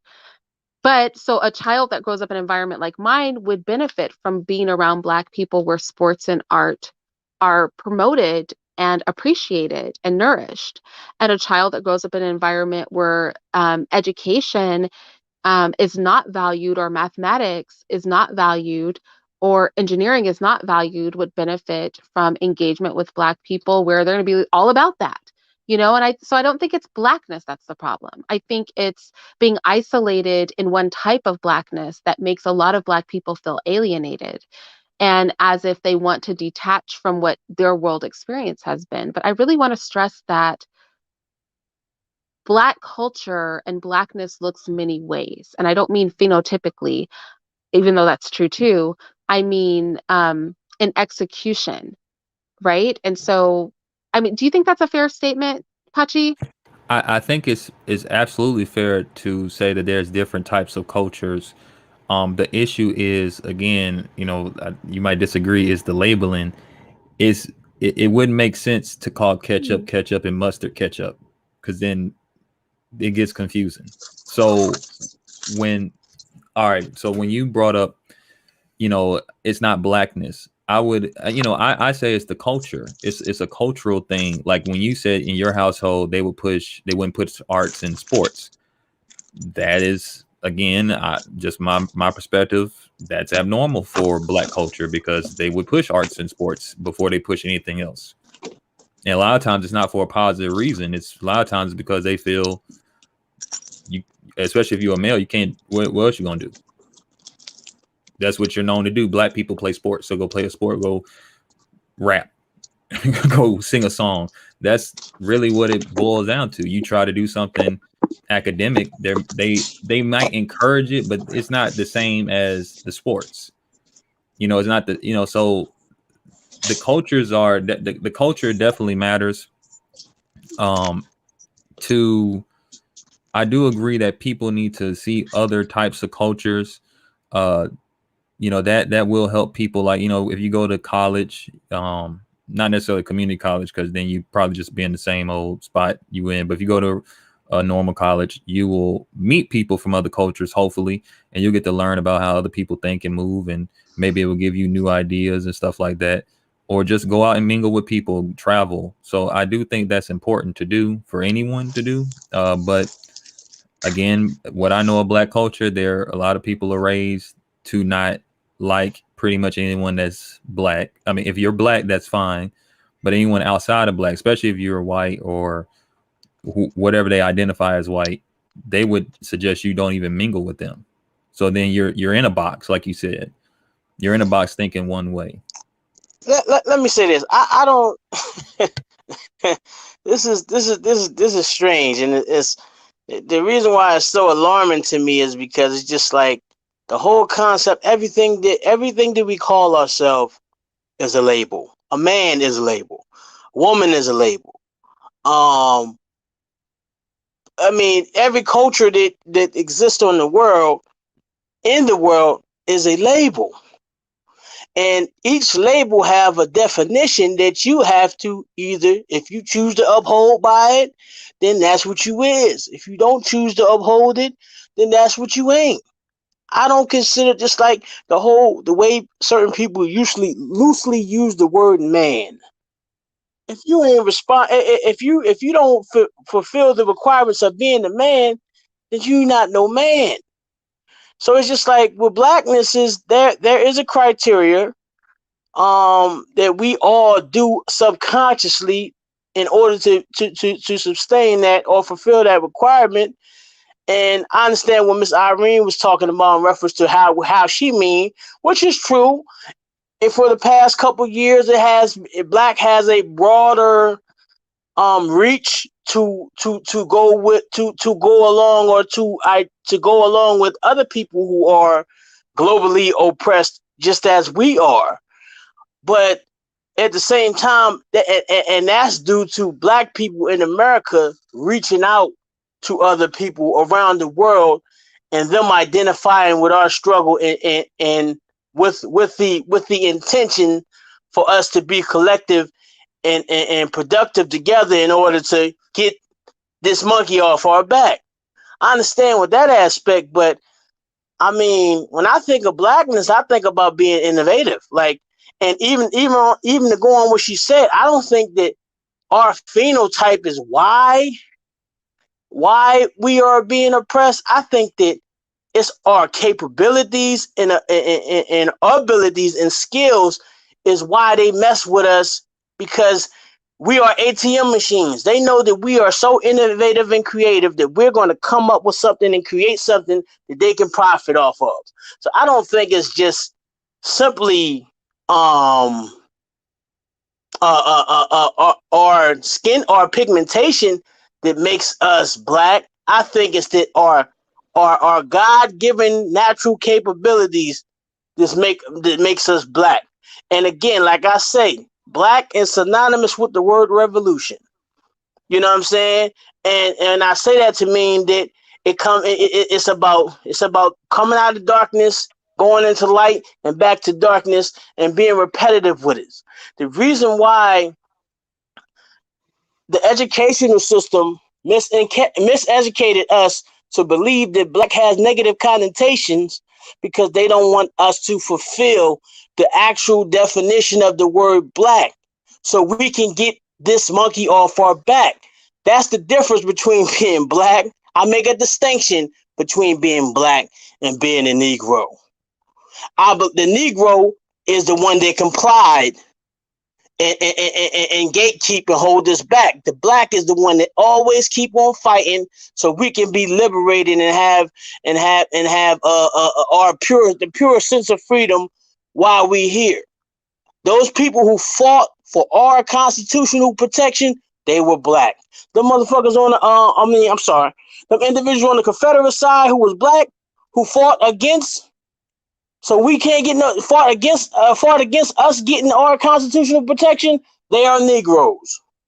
So, well, can I throw this in? I mean, and you can say Negro means black all you want, but it really means that did not grow.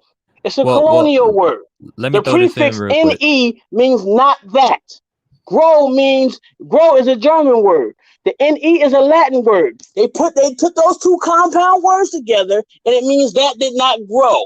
And it originally a colonial term. It was meant for the Irish that England brought here, but the Irish didn't have the agricultural, the blacksmith, and the skills that black people had. They were not here because we're just black and we can do the work. We're here because they know that we build civilizations. We are civilized. And that's why that's the biggest problem. We are too humane. That is why we are at the bottom. Because we are too humane that we can't get into our ice complex and be like them and get them off our back. I'm done Well, I'll for the throw this moment. in real fast to what you just said. That goes to what I've been saying though. If you have, just to keep it simple, if you have a group of black people trying to change the lives of black people for the better, but then as you said, you have a group of people that you labeled the Negroes that aren't trying to do that and they're trying to stop them, then saying everyone who's black is not going to help. It confuses even people that are trying to find, well, where are these black people that's trying to change? Because they might be bumping into a Negro that's calling themselves black. So that's why I'm saying you're right. Labels are just labels, but the label has a meaning. The meaning behind the label is what matters. But if two things got the same label, but different meanings, that can be confusing to the average person. So that is one of my points to why changing or disassociating may be helpful for change. But go on. I would like to ask a question of Hi, Corey. is black and that hey, how you doing, Irene? My fault. I should have Fine, spoke thank I you. should have spoke when I came through. Um is black a nationality or is it a race of people? Because I don't think it is. It's a status. I don't think it's either. It's a dead status that was given to us by white people, or what we call white people, because white again is a status also. It's also a status. It Historically, was this would given be to accurate. it was given to us as we were the original people of America before they even came here. But it was given to us as a something like if you go to court and you claim yourself as being black or African American, you'll never win in the courtroom with that because it's not a nationality. Your nationality is everything when you go to court, and that's the truth. That's why they get away with murdering us, because in law, black means that you're dead.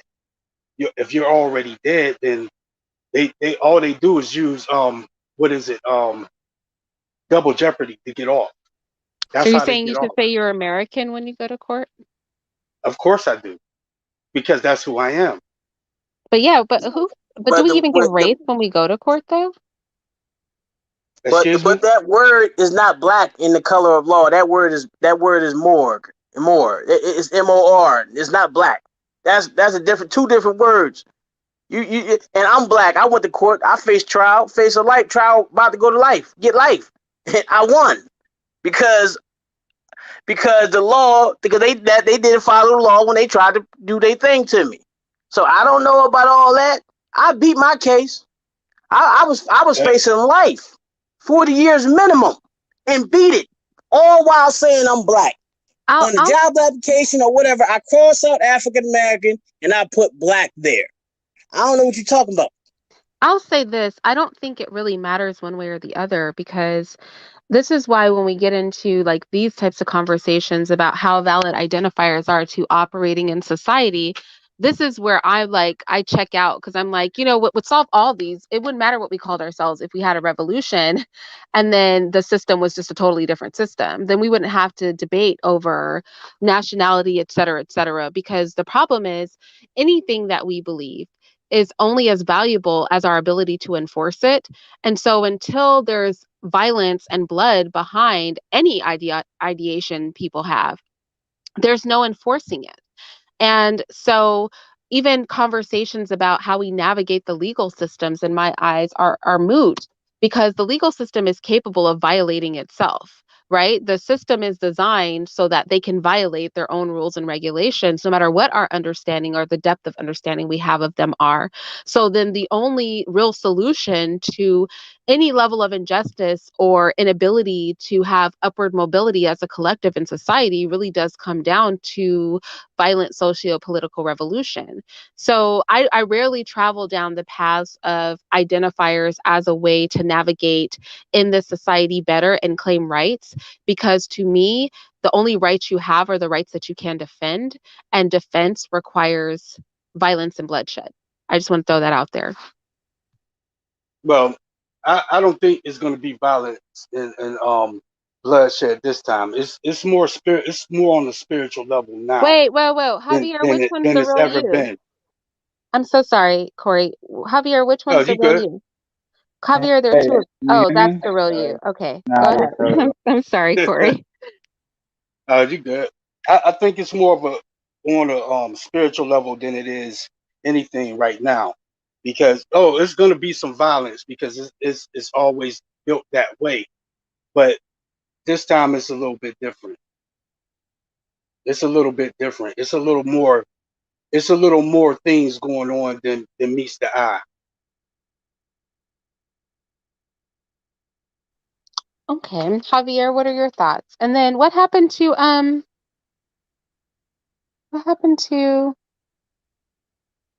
uh Melanin? It's Melanin, right? What happened to him? I'm sorry, Javier. What's up? No, you're fine. How are you? I'm fine. How are you? I'm good. I'm good. No, I mean, I was just listening. I mean, you always hear something, a place where you want to chime in. But I mean, I guess to start, I guess I saw some people were commenting about like the whole, Puerto Ricans and Dominicans don't claim, blacks, this and that. Like I can say some of that, I'm not everybody else, so I can't really speak for them, but I would say that some of that is true.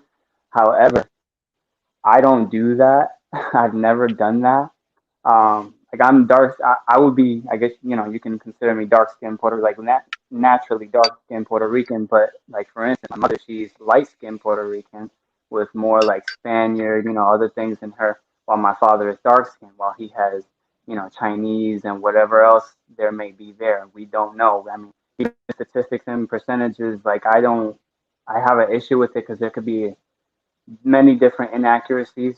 So like to even speak on that and be like, oh, I'm 40% this, was like, okay, well, how much do you really know that though, and who gave you that, those results? I mean, I've heard about African ancestry, like not comparing to ancestry.com. I don't know how accurate they are. I would venture to think that they would be hopefully a little bit more accurate than others are doing. But in any case, I just don't trust those types of things. Like, when it comes to that, what I like to do is, if anything, like the lady said earlier, the young woman, she said she'd rather be, say you melanated, which is perfectly fine by me too. Because I mean, like when it comes down to physical, when it comes down to like you said, the skin color. I mean, what do you? We know what a fake tan looks like. We know what naturally, melanated skin looks like. I mean, you can, if you look at it hard, hopefully don't stare at people like that. But I mean, we can just tell. Right? As far as we're concerned, I don't know about other people, but that's, for me, I can say, I don't say, oh, I'm black or that I'm white. I definitely do not identify with white. I don't identify with a lot of things, but that is one thing that I won't. But the problem is, if you look at it, like I said, my mother, she's light skinned Puerto Rican, but she can get naturally tan. I mean, she just naturally does. However, she has Spaniard in her. So it's like, how much of what do you have? Obviously, like she's not, you could tell she's not, black. She's not fully black. But my father is like completely, dark skinned. But there's just a lot of inaccuracies, and you can't really say who's who when it comes to that. I mean, that's Puerto Rican and Dominican. There's so many different ones. There's white Puerto Ricans, black Puerto Ricans. My brother, he's like completely white. He's white. We have different fathers, but his father on his side has more Italian in him, potentially more Spaniard, of course. Um, and whatever else there may be in there. So like that made me question a lot, in the recent years. Well, then what exactly am I then? And should I go by somebody else's definition? Because it's like if I ask you guys and be like, oh, well, what am I?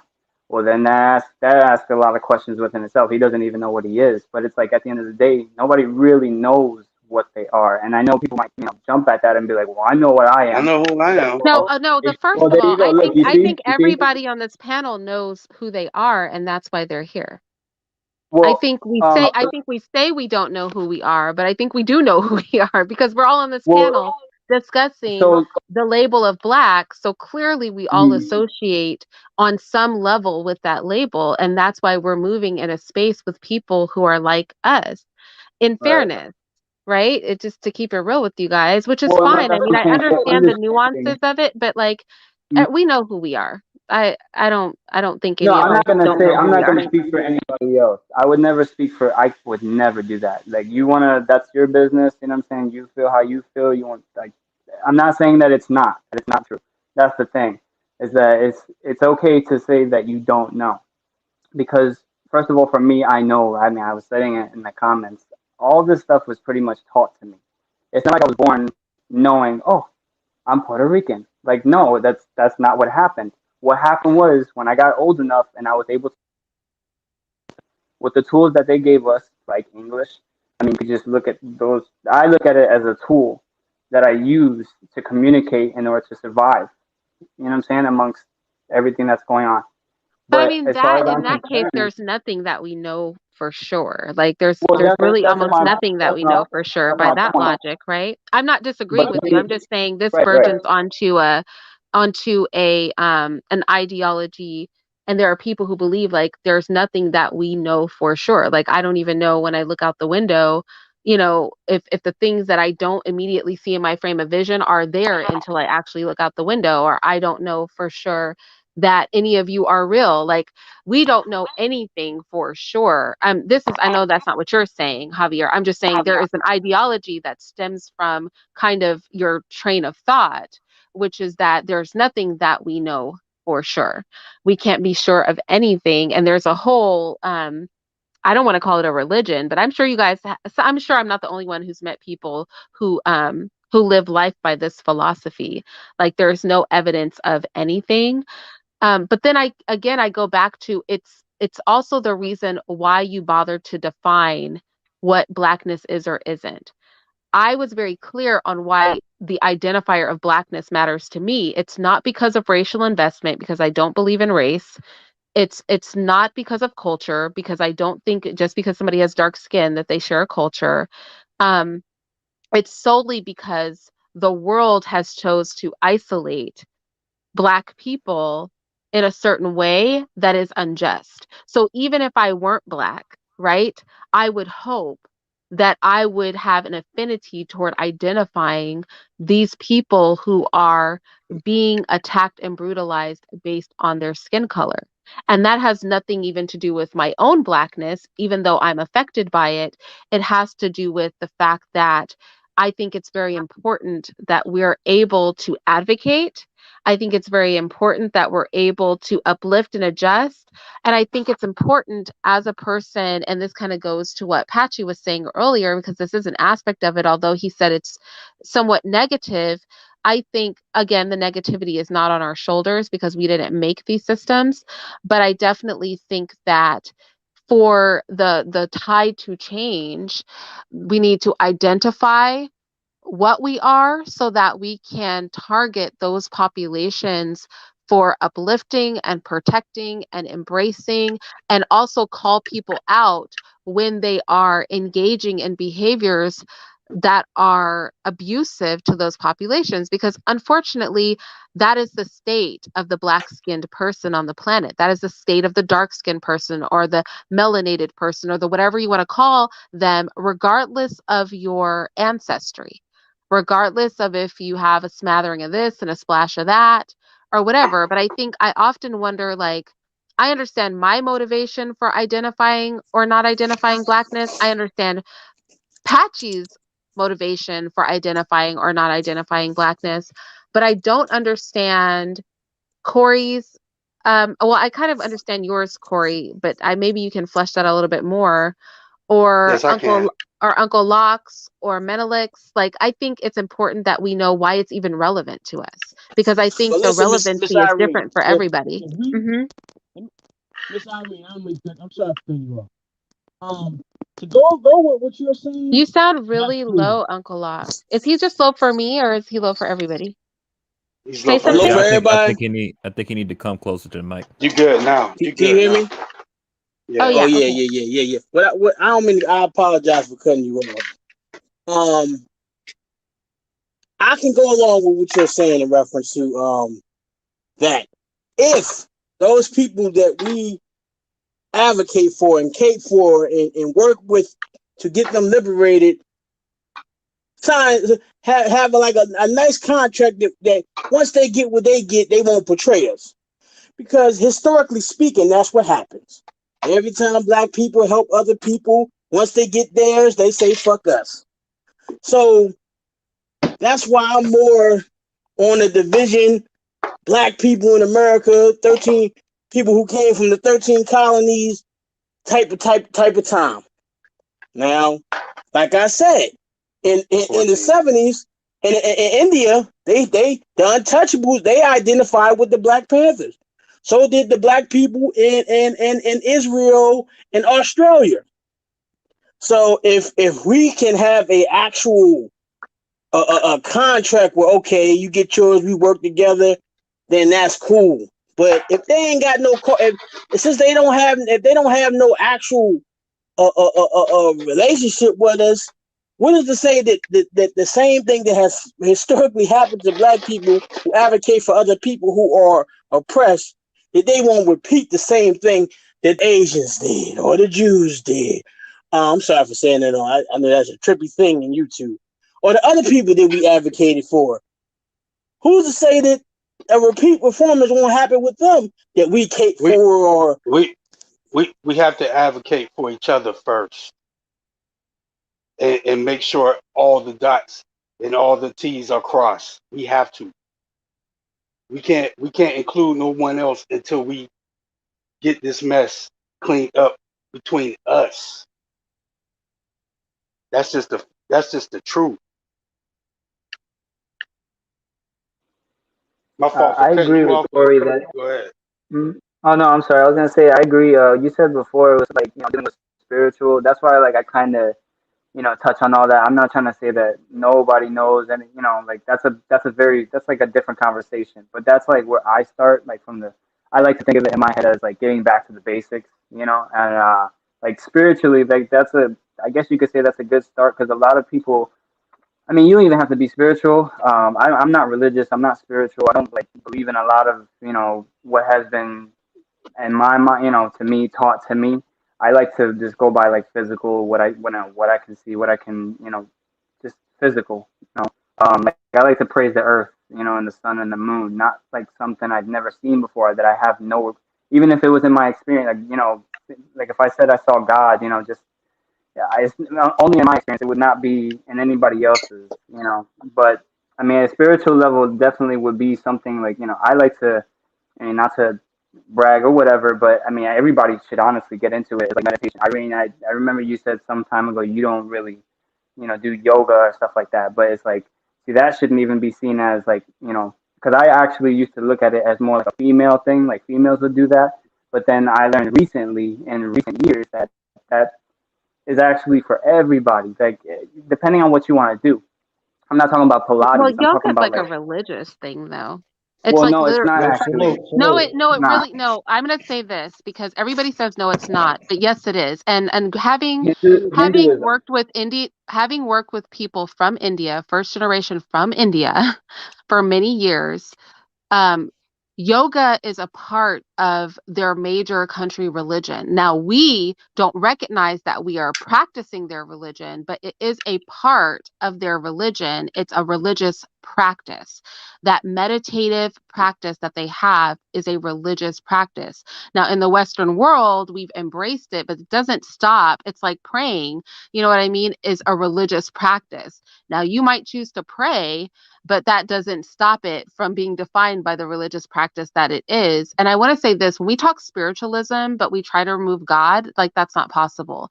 When we say we don't know, like something we can't see spirits either. The idea of spirit, right, is the idea that the essence, and I do believe this, of what is a human is an invisible thing that animates our body. It is our spirit, and that's our true essence. So when we talk spirituality, we're talking about the essence that is life, right? And so we are then getting into a conversation that does include spiritual beings at that point, and the view of us as spiritual beings, and the view of a spiritual plane. So it's interesting to hear people try to separate these things. Now, I don't do yoga because it's a religious practice, because I worked with people from India for 12 years and we used to have religious discussions. And it was really But not all of fascinating them look at it because like that. they considered there to be many practitioners of their faith because people participate in yoga. And what you find is hardcore yogis will ultimately end up actually taking treks to India to practice yoga with the religious leaders of their culture. That's actually something that people who are hardcore into yoga do. So maybe the novice person doing yoga doesn't recognize that they're engaging in worship, but those who are deeper into yoga even make it a point to travel to India so that they can go with those masters, right? And they can practice in a religious setting. So that's not my opinion. It really is part of their religion. Can I Just say because something? people are ignorant of that doesn't mean that it's not. Sorry. Yeah, I want to touch on Heavy. something real quick. A lot of black people are not Indian. You're not Indian, man. Y'all might be mixed with Indian, but you're from Africa. You're not No, from we're not America. from That's what I'm Africa. saying. We're not Yes, from you are. Africa, dude. Listen, No, Native not. Americans, Native Americans were slave owners. Native Native American in Oklahoma. Native Hold on, American, in the Oklahoma, people from Native Native Americans American. were slave owners. Native Let Americans were me break slave this down owners. for you. Native Let American. me Hold break on, let this me down just say for you. something. Hold on, you ain't gonna let me say something before you say whatever, nigga. Well, this is going to Native be Go ahead. interesting. Americans. Okay, wait. I think this is going to be interesting. I'm really interested to hear this play out. So Okay, let me just say this last thing before you say that. let Okay. Reem say, if you don't mind, Go what he's ahead. going to say, Let and him then go. Let him Corey, go. Let him Yeah. go. Corey Native after American. Yeah. wait a second. Can you guys hear me? Do I sound Yeah. Yeah, funny or yeah, something? yeah. You good. You good. I'm good. Go Corey ahead. Go ahead. after after Reem says what he has to say. I think Menelik is having a problem with his connection. After Reem says what he has to say, then I'm very interested to hear your response, Corey, because I'm very fascinated Oh by this yeah. line of conversation. Go ahead, Reem. What are you saying? Yeah, me too. Native Americans were slave owners. Native Americans we were slave owners in Oklahoma, boy. That's what I'm trying to tell you. You're not Native American. You might be mixed with Native American. You might have some Native American like blood or something because some of the slaves slept with the Native Americans. But you are what your father is. If your father black, you black. My father's not black. So anyway, like I said, man, Native Americans were slave owners. You can look it up in Oklahoma. That's the reason why Black Wall Street got so big, because after we freed y'all, we gave y'all free land. And you don't have to fight for us. We don't want y'all to fight for us. You're black. You're not even Native American. We don't. So that's all I had to say. You don't have to feel like you got to fight for us. No. Go ahead. Your turn, man. Well, Native Americans aren't even from here. Those people that you see as Native Americans, they're not from here. They claim they came from the Bering Strait. We was already here when they got here. We were already here. So they took on a lot of our customs. And no, they weren't slave owners. Some of our people were slave Yes, owners. they were. Some, They were. some of our people owned white slaves. Okay. So can Now, I just come in here and say that now, while No, some Native I Americans disagree. did own slaves, not all Native Americans did, and that's not the history of the combined group of Native population that was here during slavery times. Like I said, my ancestors' history with Native Americans did not include them being owned. My ancestors' history with Native American included them all living in a swamp together and killing white people. So clearly everybody wasn't on the same page, right? Native American isn't any more of a monolith than Blackness is a monolith. And there were Native American populations. And remember, when we talk about the Seminoles, that was not a tribe. That was a group of different tribes that collectively were called the Seminoles. So when we start talking about Native Americans' participation with slaves, we know that many Native American tribes joined with African That slaves to basically kill white would be people. Irene, you remember what I that would said? be the Irene, Creek. you remember what I said That about an hour ago, Irene? The first thing I said, you wasn't on here, Corey, but Irene, remember this. I was in the audience. Oh, okay. You remember when I said there's about three main Native American tribes: the Mosquitoes, the Sioux, and the Seminoles. The Seminoles, they look a little, kind of blackish a little bit. You know what I'm saying? There were more than one Native American tribe. After all, the United States and Canada is a huge, North and Central and South America is a huge continent. It's 500. It's 500 nations. Right, something like that. Yeah, it's 500 something nations. like that. 500, something like that. Yeah. But the ones who did contracts with the people who came here, they are classified as the what is it? The five I can't the five civilized tribes. That's what they're classified as. But it's 500 nations of Exactly. That's like when you go to Australia, right? They got the Native Americans there look black. They look like they're dark. They're very dark. the Australians, the original ones. Yes, they dark skinned people. But I say that now, have anybody ever read Public Law 90-284, which is the Civil Rights Act of 1968? Because everybody kind of glossed over that one. If you read that, you didn't see no Native Americans fighting with our people, did you? Right? So it's basically rights for Indians. Like Title II in Public Law 90-284 are the rights of Indians. And everything in it has everything for Indians, not black people, not African Americans, not Africans. Indians. That's who we are. That's who we've been. We have always been pull here. that up. Pull that up. You Pull it up pull it so up? you can pull it up so you can share your screen. Not Native Americans of Australia. That's what I meant. Yeah, that's what I meant. Hold on, I'm trying to figure out how to do it. Yeah, pull it up so you can share your screen.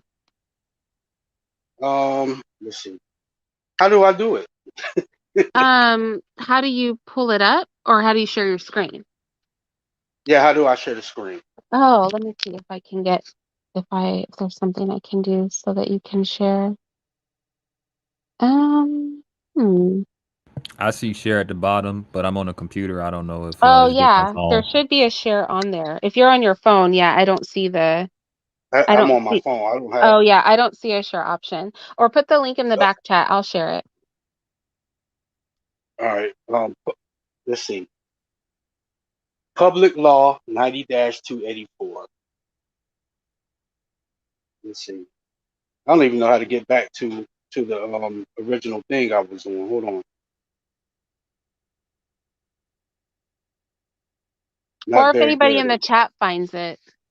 I need another wine cooler. I'm about to go to the store while I'm on live.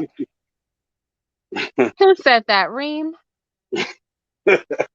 Reem, don't say that. Don't say that, because you know they always already saying Indians like to drink, and you trying to talk about a wine cooler on here. Hey, I don't even drink at all. Not at all. Let's see. Oh, I know where I could go. Yeah. Public Law 90-284.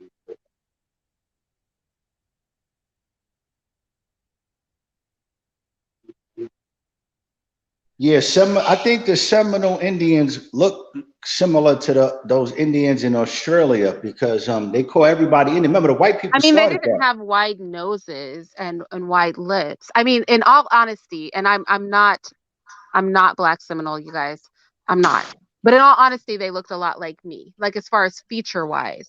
Yeah, but yeah. I read something. Right when the white people came here, they thought everybody was Indian because even in India, you got dark Indians and you got brown Indians. Well, They just classified that's everybody as another thing. Indian. That's another thing. India wasn't called India back in those times. It was called Hindustan. It wasn't called India until 1947.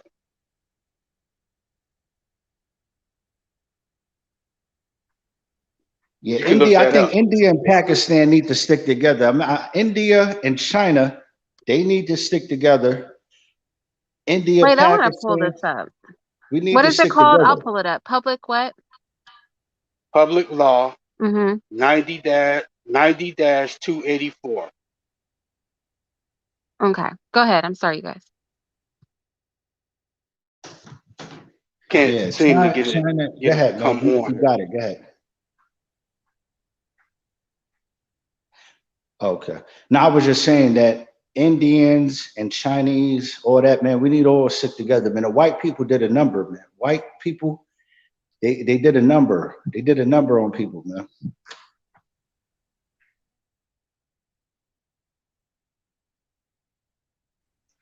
But I'm about to start the driving, word so I'm gonna Indian, have it on mute. the word Indian derives from the word indigo. At one point in time, indigo was the darkest color in the spectrum.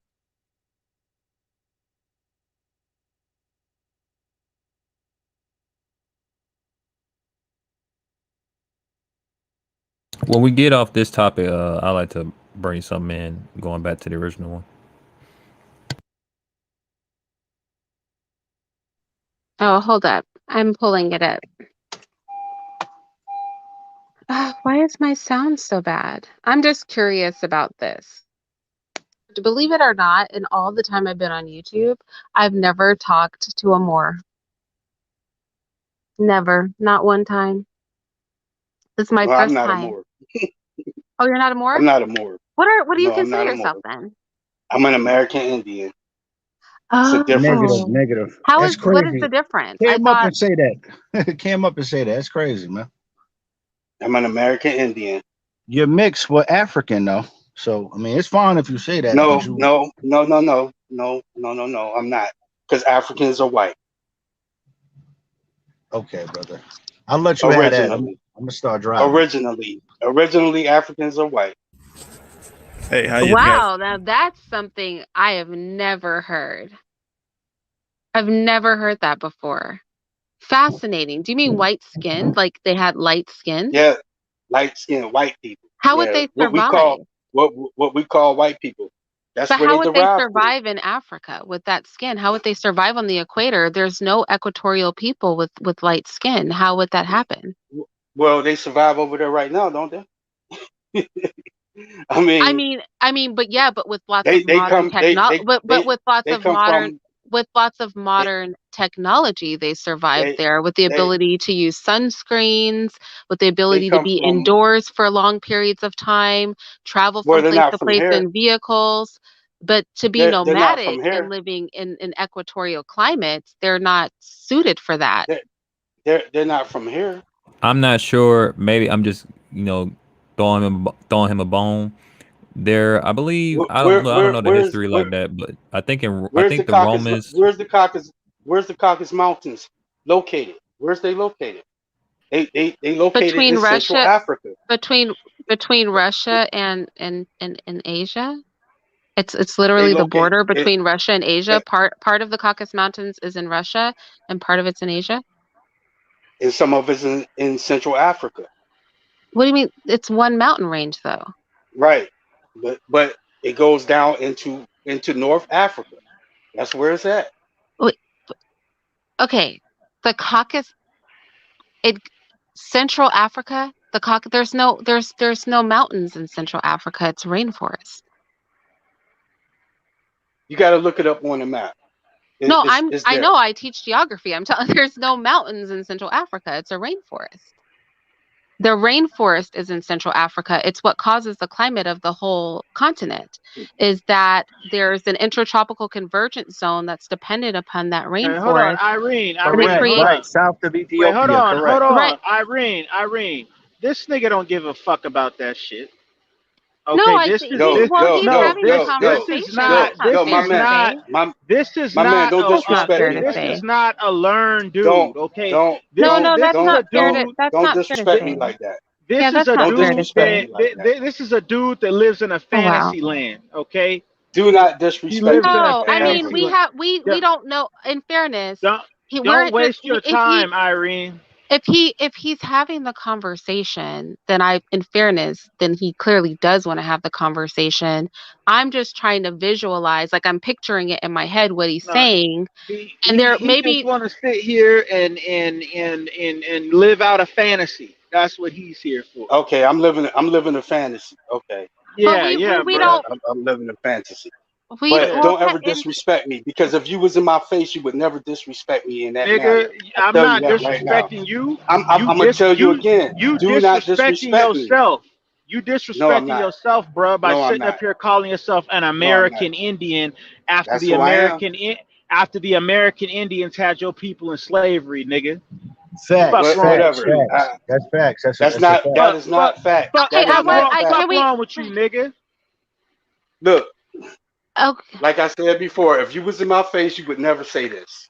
You Nigga, would I would never say say this. all this and more in your fucking face, nigga. No, you will be laying on that After you, ground, and you'll be nigga, laying on that ground. you gonna be on that ground with me. We both gonna be okay getting our okay licks in. okay okay because we're on the No, wait you'll men be laying. You'll be laying your ass we right on that ground. technically Don't ever fucking talk to me like that. okay okay I tried to so be cordial with you. Stop. Don't ever talk to me like that.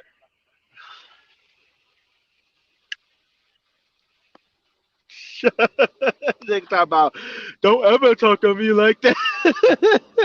You an ignorant ass person. You ignorant as hell. You're ignorant.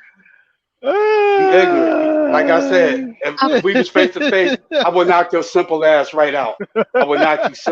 I would simply knock your simple ass out. For real. okay oh wait Like can I we said, look up public y'all law. Look up public law okay 90-284. I am It tells okay you. so It tells you. It can you tells you stop everything you laughing need so to I can know. talk? It tells you everything you need to Woo, know about who shit. we are. I don't care what he says because he's an idiot. He can Okay, be so that way. I want to have this conversation because other people are gonna come by like by this and I want to have the conversation because I've never heard this before. So I am This pulling is up what. I've already pulled up the act, but I want to talk about what it is. I don't want to just start there. So Right. Right. it's important for us to understand that this is not the original Civil Rights Act. The original Civil Rights Act was the Civil Rights Act 1866. of 1964, right? 1866 was Okay, the well, original. Was the okay, first. right, Then but 1964, and wait. then But when we talk about the expansion to the 1968 Act, which is the one you want us to look at, it was an expansion on the Civil Rights Act of 1964, which is why I'm starting there because it was an expansion on that act. Can we agree on that? yeah, we can agree on that. And the only reason Okay. why Martin Luther King made it an expansion to it because he felt like he didn't get everything he wanted in the 1964 Civil Rights Act and for his people. He even said he led his people into a burning building. So So that being said, he made this one. okay, so in the original act, when we talk about the Civil Rights Act of 1964, this is an act that is specifically okay. Maybe we can even back it up, but this is specifically Title VII of the Civil Rights Act of 1964. Okay, and when we talk about the expansion on this part of the act, this is specifically the part of the act that deals with employment and creating a fair employment setting. The specific part Right. of the act, like I said, Title VII of the Civil Rights Act of 1964. So Title VII specifically, when we speak of the Civil Rights Act of 1968. It's an expansion on Title VII of the 1964 Civil Rights Act. So this is talking about discrimination in the workplace. And so I Right. wanted to just take a look at the original act to see what was specified in the original act. And they didn't specify any particular race, color, religion, or sex. They just said That race, color, religion, and sex. Is that correct? that that's correct. But that's why Okay, I referred you to the right. 1968. Right. So then the Um, subsequent expansion of the act, but then my question is, are you claiming that the original act was not encompassing of Black people?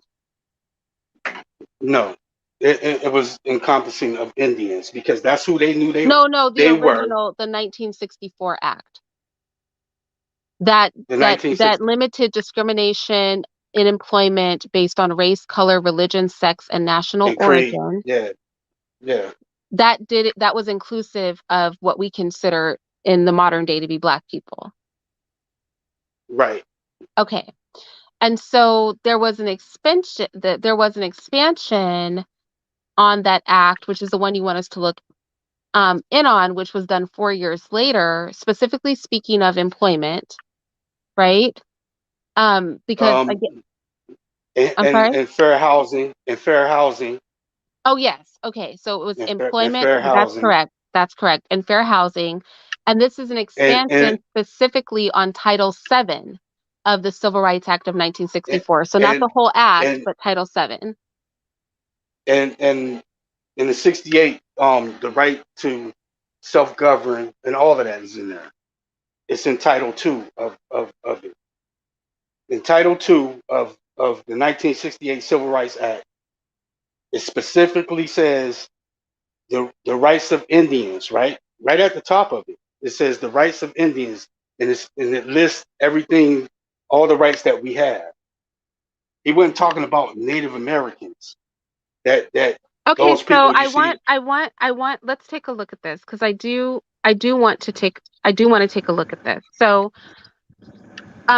you're bringing up Title II of the 1964 Act, right? Because we have to 68, understand. I'm sorry. 68, Oh, of the 68. 1968. Okay. All right. Okay. So, just so that everybody's clear on what we're about to look at, I'll go ahead and I'm going to show it on the screen. Hold on. Let me come in here so that I can show it on the screen.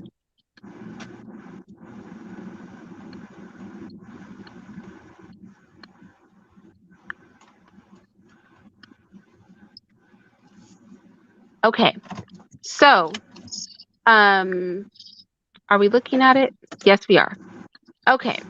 So, we have the original act that he's not talking about, which is Title VII of the Civil Rights Act of 1964, and this is an act that prohibits discrimination based on race, color, religion, sex, and national origin. And we both agree that this is an all-encompassing act that included the people that we now know as Black. Now, what he's talking about is an amendment or an extension of this act, which was done 4 years later in 1968. And this is often referred to as the Indian Civil Rights Act. It's actually referred to that way. And so in this act, which is nicknamed the Indian Civil Rights Act, it literally does state, and he's correct, Indian several times. It specifically brings it up for the purposes. Let me go back to where it starts to talk about. Okay, so Indian tribe means any tribe. Indian means any person. And then it talks about Indian tribes exercising power of self-government. This is why it was labeled the Indian Civil Rights Act. I guess where my question is, right, is this is an expansion on an act that included what we now know as Black people, where the term Indian was never used. So I'm trying to understand how, because of this basically amendment or extension of that original law, how we are identifying that Indian in this case is speaking specifically of black-skinned people. Because our people, well, my people, to be exact, are Muskegon Indians or called Creek Indians. That's who we are. That's who we always have been. So when my people marched in all of that, so that's who it's referring to. That's who it's referring to. It's referring to us. It not because there's no such thing as a black person. It's a Okay, crayon so are color. you saying that your people were not Let me. included in the original Civil Rights Act of The Civil Rights 1964? Act, every Civil Rights Act that was ever made, as far as from 1868 to 1964 and then 1968, has always included us. Period.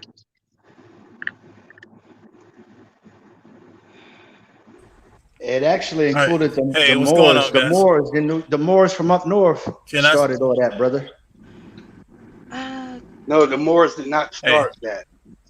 Okay, Okay. so when we talk about Let the me. civil, I when we will talk, say wait, with the when we Moors, talk about did the start. Civil Rights The Act, Moors in actually fairness, started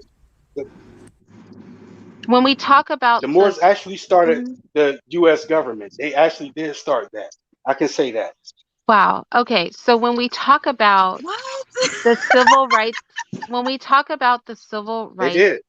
Bill, when we talk about the when we talk about the Civil Rights Bill of 1866, when we talk about that particular bill, it is a bill that mandates that basically all people that were born in the United States, with the exception of the American Indians, were declared citizens of the United States. Correct. Okay, but Correct. we know that. And in that declaration of citizenship, many people who are black skinned were given citizenship. So if they were given citizenship, this goes back to They was that tricked that into it. so you guys, when I just recently covered, this is crazy, we're talking about this. When I just recently covered the Dred Scott case, the Civil Rights Bill of 1866 reversed the judge's ruling in that case that black people were not citizens. And in that case, Black people were defined as those people brought over from Africa for the purposes of being cargo as slaves. So that particular case, the Dred Scott case, identified who was considered Black and who was considered not a citizen when it came to Blackness. And in that case, they specified that the Indian was sovereign, but that the African descendant or slaves or black people, that they were not sovereign. Do you guys remember? I just looked at this case. I'm not going to pull the case up, but it actually defines a difference between black and Indian in that case. If you guys don't believe me, go back to Right. that video. It's like the last If I video. had No, I want if to I had follow. Let me. time, I I would want to explain. follow it down the If I road to had your logic. So we have the okay, Dred Scott case. We have the Dred Scott case, which mentions both descendants of slaves, either free or still in bondage. And it also mentions the sovereign as it refers to Indian tribes. And it makes a distinct difference in that case. In fact, let me just pull it up. It makes a distinct difference in that case between the black person and the Indian person. And the reason that I bring this up, and I want to take a look at it because I want to follow your logic because I really truly want to understand it, right? Um, when we follow this down the road, let me go ahead and pull up the case so everybody can see it. Because when we bring up the Civil Rights Act, all right, so here goes a typed version of the case. And I want to go to the place where it speaks about Native Americans and Black people. And then we're going to go to the Civil Rights Act of 1886, which overturned this case and was the precedent for all the other Civil Rights Act leading up to the Civil Rights Act of 1964, and then the Civil Rights Act of 1968. So when we go back to the Dred Scott case that declared that Black people were not citizens, I want to go to the part in this case where it specifically delineates Black people from Native American people, okay? So let us do that. And then I want you to kind of walk me through, how what you're saying attaches to this particular history and what was overturned in the Civil Rights Act of 1866, because you said it was always talking about Native Americans, right? American Indians. American Indians. I apologize. American Indians. Okay, so let me get to that part of the case. So, all right, so it says,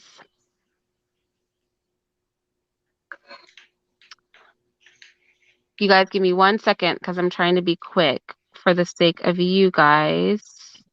Oh, you're fine. All right, so cargo is okay. So first, the identification of who Black people are. The Negro race. He is what he says, and he talks about if the Negro race is a part of, if they're citizens of the United States, and if they were considered when they wrote the Declaration of Independence.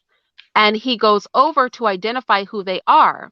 He says that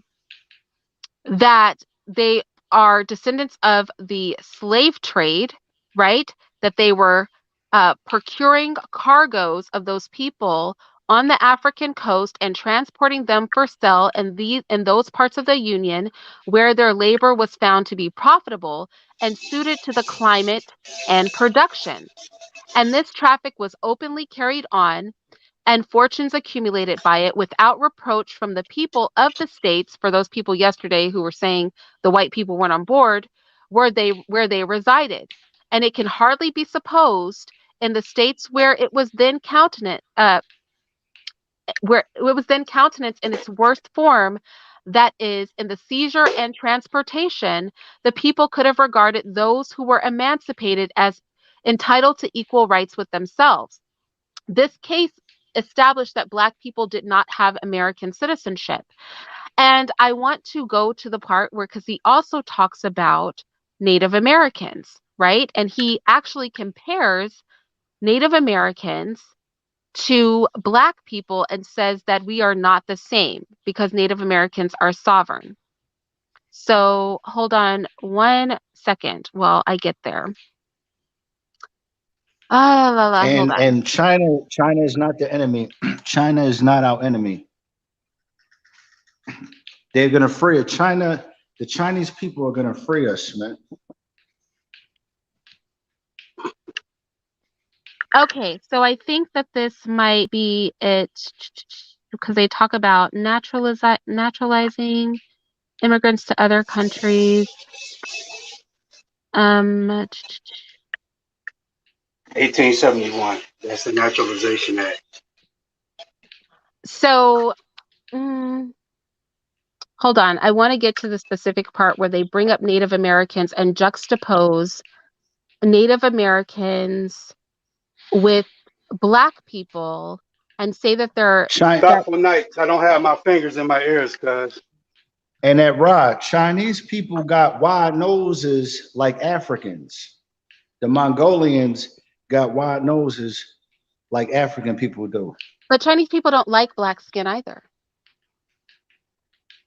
Ah, man, Not I the don't modern know. You know what? I provide evidence of this in my video where I talk about Asians essentially being white, and when I say white, I mean they have a white culture, and I give examples of religious festivals they have, yearly things that they do to degrade blackness. Like, they really don't like dark skin. I think that's because we need somebody to speak out. Like, personally, I have ancestry from the Buried State, Native American, man. And I actually don't think that they Irene, should treat black people bad. excuse me, Irene, are you on Clubhouse? No, I'm not. Hey, can I? Excuse me. May I say Let me something? say something. Oh, go ahead. Mhm. All right. My name Kev 504, and I was listening to the brother I'm a gonna little drop a earlier. link for you on Clubhouse because I have to go right now. Okay. Well, Wait, okay, who is take care. saying If you that? want to say something, go ahead. I Yeah. can wait, man. Is that That Corey? boy's stunting, man. Yeah. Is that Corey that's Anyway, saying that? Oh, okay. Well, then never mind. If he's leaving, we're not going to go there. But anyway, I was really going to pull it up for his sake. But those of you, I pulled it up in my last video, and I really wish he could have stayed for the conversation because I was trying to follow his logic, right? So as you guys know, and I read it out loud and I showed it on screen when I did my thing on Dred Scott. In the Dred Scott case, they made a delineation between um, Native Americans or American Indians, as he called them, and Negroes. They identified Black people, Negroes, as people brought from Africa for the purposes of slavery as cargo. And then they talked about how Black people were nothing like Native Americans who had a sovereign nation, who had never decided to like socially integrate with white people, and who had white people had made treaties with, and who they had even asked to participate in war with. Right. And so he made this delineation. You guys can go to my video on Dred Scott, and I show that part of the court case. Now, when the brother brought up the Civil Rights Bill of 1866, the Civil Rights Bill of 1866 was designed to give citizenship to overturn the Dred Scott case, where a delineation is made between the Negro and the American Indian. It was designed to overthrow that case and to give everybody who was born in the United States automatic United States citizenship, with the exception of the American Indians. And so that's why I was trying to follow him when he said it's always been about the American Indians. I was like, well, okay, the Dred Scott case came out and it defined Negro and it juxtaposed us to Native Americans. And then in 1866, when they overturned that case, it was inclusionary of the identified Negro that was bought into chattel slavery from Africa. He was very clear on where they came from. And it excluded the American Indians. And so then when we move forward, and that's what I wanted him to walk me through, because then if he said, as he said, 1866 led into our understanding of of the Civil Rights Act of 1964, then my question is, at which point, like, at which point did the Negro aspect get removed? I just was wanting him to clarify that, only because he brought up the Civil Rights Act, and the very original Civil Rights Act was designed to overturn the Dred Scott decision. And it just happens in that decision, Native Americans or American Indians and descendants of slaves or people who are brought here um, for work as cargo were made distinct groups. So I wish he would have stayed and kind of like explain that, because I was trying to He's follow bugging his out. logic, but I was having a hard time. And in honesty, he lost me a little bit when he started talking about mountains in Central Africa, just because I teach geography and I teach African mountain ranges and also African climate. And the rainforest in Africa, number one, is one of the two lungs of the earth. It's how our earth literally creates oxygen. That So one, is and the Septima, right? rainforest in South America. And number That two, one, that right? rainforest dictates the entire climate of Africa. It's the reason that the edges, the northern and southern tips of Africa, have a Mediterranean climate, followed by two types of desert climates, Irene, followed by the grassland. So I was just trying to I wanted to understand, and I'm not willing to put him down. I'm just saying I wanted to understand where his thought process was, because it's interesting we Irene, were I just know. talking Irene, about All it's this right. on it's my a sad. channel. Irene, it's sad. but And you know may I why? ask You a know why he question? probably thinks like that? You know why he probably thinks like that, Irene? Irene, because we have how many million people in this country, Irene? You know why he thinks like that? They slaughtered so many Indians that you don't even see them that much. They went along the trail, the Trail of Tears. Remember the Trail of Tears? Whatever, they just kept The going Trail west. of Tears. Exactly. They killed so many of They my were people put that there. you got people like him thinking that he's Indian because he probably doesn't see that many Indians around. He probably doesn't see that many Indians around, and he's like, "Oh, well, we're Indian." You know what I'm saying?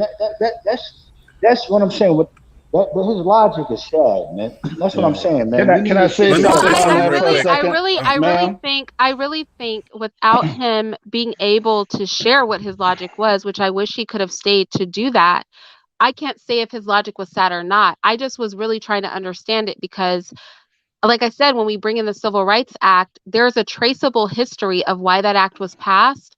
And it just happens that the judge was such an ardent racist that he did bring up Native Americans and basically saying that the black man was nothing like the Native American, and this is why. And it just happens that that is the case that had to be overturned with the original Civil Rights Act.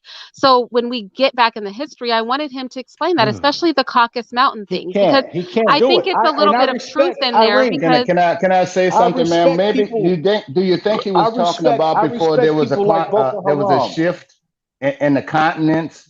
no, I don't Maybe he think was he was referring talking to about that that. I think what he might have been No. because referring that would to connect is Africa he to a might lot have of been that. referring to in Ethiopia, there is a mountain range, and we know that in that part of Africa, in that east part of Africa, their Hmm. skulls read as Caucasian skulls if you Yeah. don't have the context of where you found the skull. So if you And let found me an say, My Ethiopian friend, skull my buddy.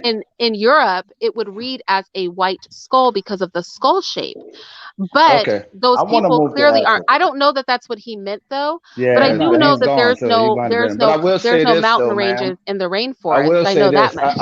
By me being from New Orleans and southern Louisiana, I heard the brother say they got people that think like he do, even though I'm a very dark person. New Orleans was a melting pot with Native Americans and slaves. They actually helped free the slaves and actually helped the slaves take over New Orleans twice. I heard the That's brother a say, fact. That's a fact. right. That's So a we fact. have a great relationship with Native Americans throughout the South, starting Yes, way they back with do. the No, Buffalo not Soldier. throughout the South. Really, yeah, no, We, really throughout the South. You're right. You're right. You're right right, about all that. the way up to Actually, the Carolinas. So when I you're heard right. the brother say, well, they enslaved, no, they helped us out and we helped them out. And it's That's to a the point, fact. it got to the point that my great grandmother and grandfather, my grandmother parents were Native American. My grandfather parents were, descendants of black slaves. Her parents helped free his parents and then and got them into safety and the children married. We have a lot of that. It's a You well look at Exactly. New documented You know why? history. Exactly. You know why? Because they had to kill the Indian. The Indians were not being captivated or captured. The Indians were fighting. They were trying to kill the white people. Well, Yeah, whatever they had, man. to the death. Yeah. So there was To the always a death. revolt, and we To the Some. death. always had that. Then we get To into the the death. mixture of the Cajun To Creoles the death. and Spaniards and stuff. But they got some dudes that will say, "I am not black. I am Native American," Well, and this is why so I I was can saying respect it to it's a degree. You know. so Pachi. So Pachi was saying I think we got off topic, and I really don't think it's off topic because it's kind of what I was saying earlier, Pachi, which is I see many different ways people try to disassociate from blackness. It's done in many ways. Now, the what you said is more a philosophical, argument, but I've also seen it done historically. Like, we are American Indian, we're not Native American. The original slaves were Native American. They were not from Africa. They And could and say it then though. bringing in the Civil Rights Act. So I've heard it done. I've heard separation from blackness done many ways, and that does kind of fit into the theme of the conversation, which is, are we really black? And I Irene, they I could say find that. Irene, Mhm. in America, they could say it. They could say that, Irene, even if they have black and have Indian, they can say that, Irene, Yeah, they because can. they can. If you ask Let someone me. who's I want Cajun, to But answer the I'm who's going a to original say dark that question. I Cajun, no, because we're not going to play the game like we don't know that black people have been attempting to separate from blackness so long that all of them are claiming anything that's not black. I'm Native American, I'm mixed, I'm this, I'm that. Most of us have none of that in us. And that's I just the got fact. And 13 look, kids. if I got I'm not going 13 to kids. I claim it, never slept with a if white I'm woman. not going to claim Native American, and I have a whole uncle that lives, well, he's passed away on a reservation, You know what I mean? I certainly don't think somebody who literally, if we ran a genetic test, even though we're only looking at mitochondrial DNA, and I think that's a flaw because fathers contribute DNA too, um, is not going to have a stitch of it in them. I mean, let's not pretend like we don't know that in the Black community, you will have somebody that is black as tar and clearly not a drop of anything in them, but pure, beautiful African say that I'm part Cherokee. Like we have definitely heard this Let me, before. And I mean, Well, I don't hear it very even me often, as a not person down from the here. Gullah Geechee Nation, even me as a person from the Gullah Geechee Nation whose ancestors lived for a couple of generations in the swamps with Native Americans, am not out here trying to claim Native American blood. I'm just Irene, can I not. say something, Irene? You have to. Let well, me tell you why. Irene, you have to. You know why, Irene? Because we fought so hard, right, for that. And then really think about it. mm, We're in America anyway. We're not in Africa. We're not in. We're in America. Listen, we have to. And you know why we got to think like that? Because if we think like that, then we can. Then we, we'll be all right to risk our lives. You know what I'm saying? We'll be okay to risk our let me lives for each other. let me say something too, because I wanted to get to the original question because I think it does tie into everything that we've been talking about. The original concept of blackness, if you remember, just like Irene said, uh, even prior to the late 50s and the 60s, our people were definitely trying to get away from the idea of being called black. Okay, we would fight each other, as Malcolm X said. Why did that change?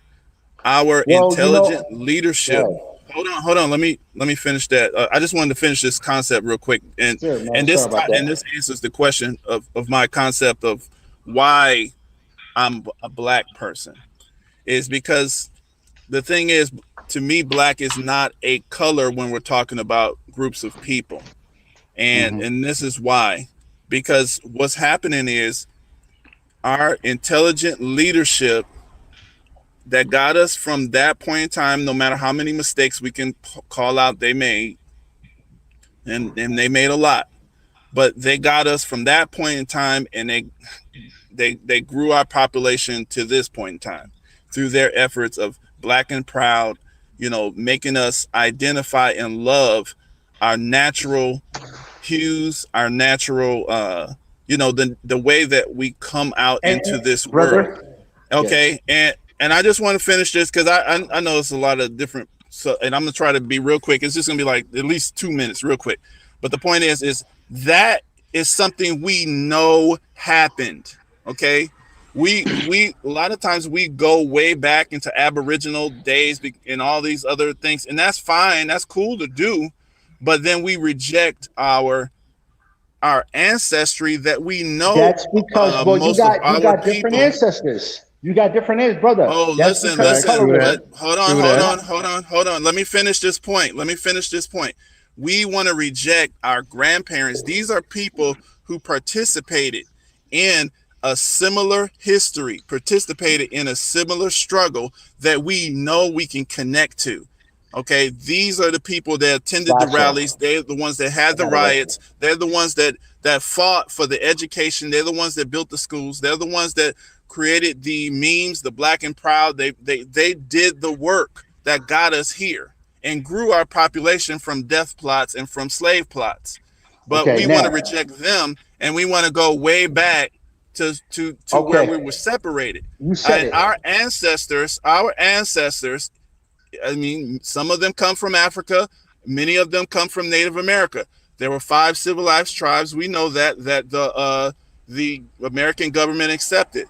In the Constitution, Article 1, Section 2, Native Americans are explicitly excluded as constitutional people.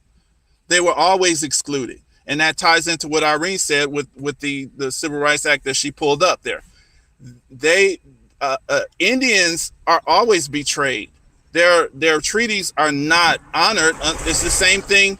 The Brother, same thing with Justice Taney when he okay, said your rights are up to us whether we want to give them to you or not.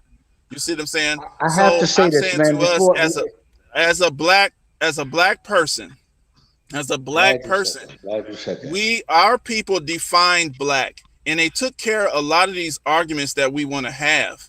And if we don't build upon, if we keep undermining the legacies, the legacies that we are given, if we keep undermining our legacy, then what we do is we're just destroying ourselves. We're just destroying any progress that we make. Stop it right there. Stop it right there. Listen, Reem, before you say anything, I know, I'm so sorry. I just wanted to address freedom over equality and some of what you guys are talking about. In fairness, Pachi, who was the inspiration for this conversation, doesn't care what outside people think about us. He's concerned with how the identification of Blackness causes us to see ourselves. So I just wanted to throw that out there because his original argument has nothing to do with... Matter of fact, because you said that, now I'm going to say one other thing before I say what I'm about to say. I was raised by a Black woman, actually, right? I was raised by a Black woman. My stepmother abandoned me when I was 3 years old. I was raised by a Black woman. But listen, let me tell you something. The reason why that's the case, man, is because of colorism. We tear each other down, man. And that's why you said what you said. It's because I understand that. And we don't have a nation to go back to. So yes, the only nation we can go to is Ghana or anywhere in Africa, brother. I know that, man, because they did a number. They did a number. Listen, I know people want to go back to Africa. Listen, I know people want to go back to I'm not Africa. saying doing that. And that's why I wanted to kind of... I do not want to go back to Africa. Whoa. You know what I want? You know what I want? I'm with you with that. I like America. I'm good right here. Don't get it twisted. I'll visit, but I'm not trying to move to Africa. Y'all are tripping out. We are building something we're not wrong with recognizing. Africa. I'm not saying anything's wrong with Africa. A lot of Africans I'm not don't like us in the beginning. I'd rather live in a nation. I'm not going. It's not that they don't like us. That's not why I want to go back. It's just because we are a special people here. We're special. I don't like, brother. I don't like. To me, it'll be a better world, right? It'll be a better world if we live in a nation amongst our own kind, like our own people, man. Actually, that's what we're heading toward. The trends are heading towards that. If you look at the trends, this is what I'm saying to you. Listen, this is what I'm saying to you. If we keep these things that we are, like you said, they did a number on us. It took generations, but as we're looking at the trends from the enslavement process to the, all of this and where we're going right now, the trends are actually headed for a separation. We have enough numbers right now.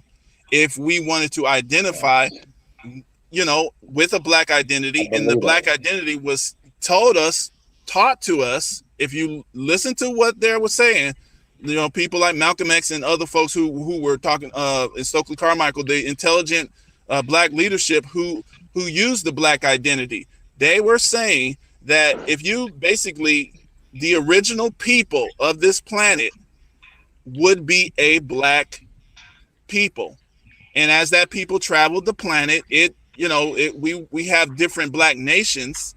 So of course some of us would come to the Americas. We'd be on the islands, Pacific Islands. I agree with you. It's just a matter of time. And I agree with you. Wait, you guys,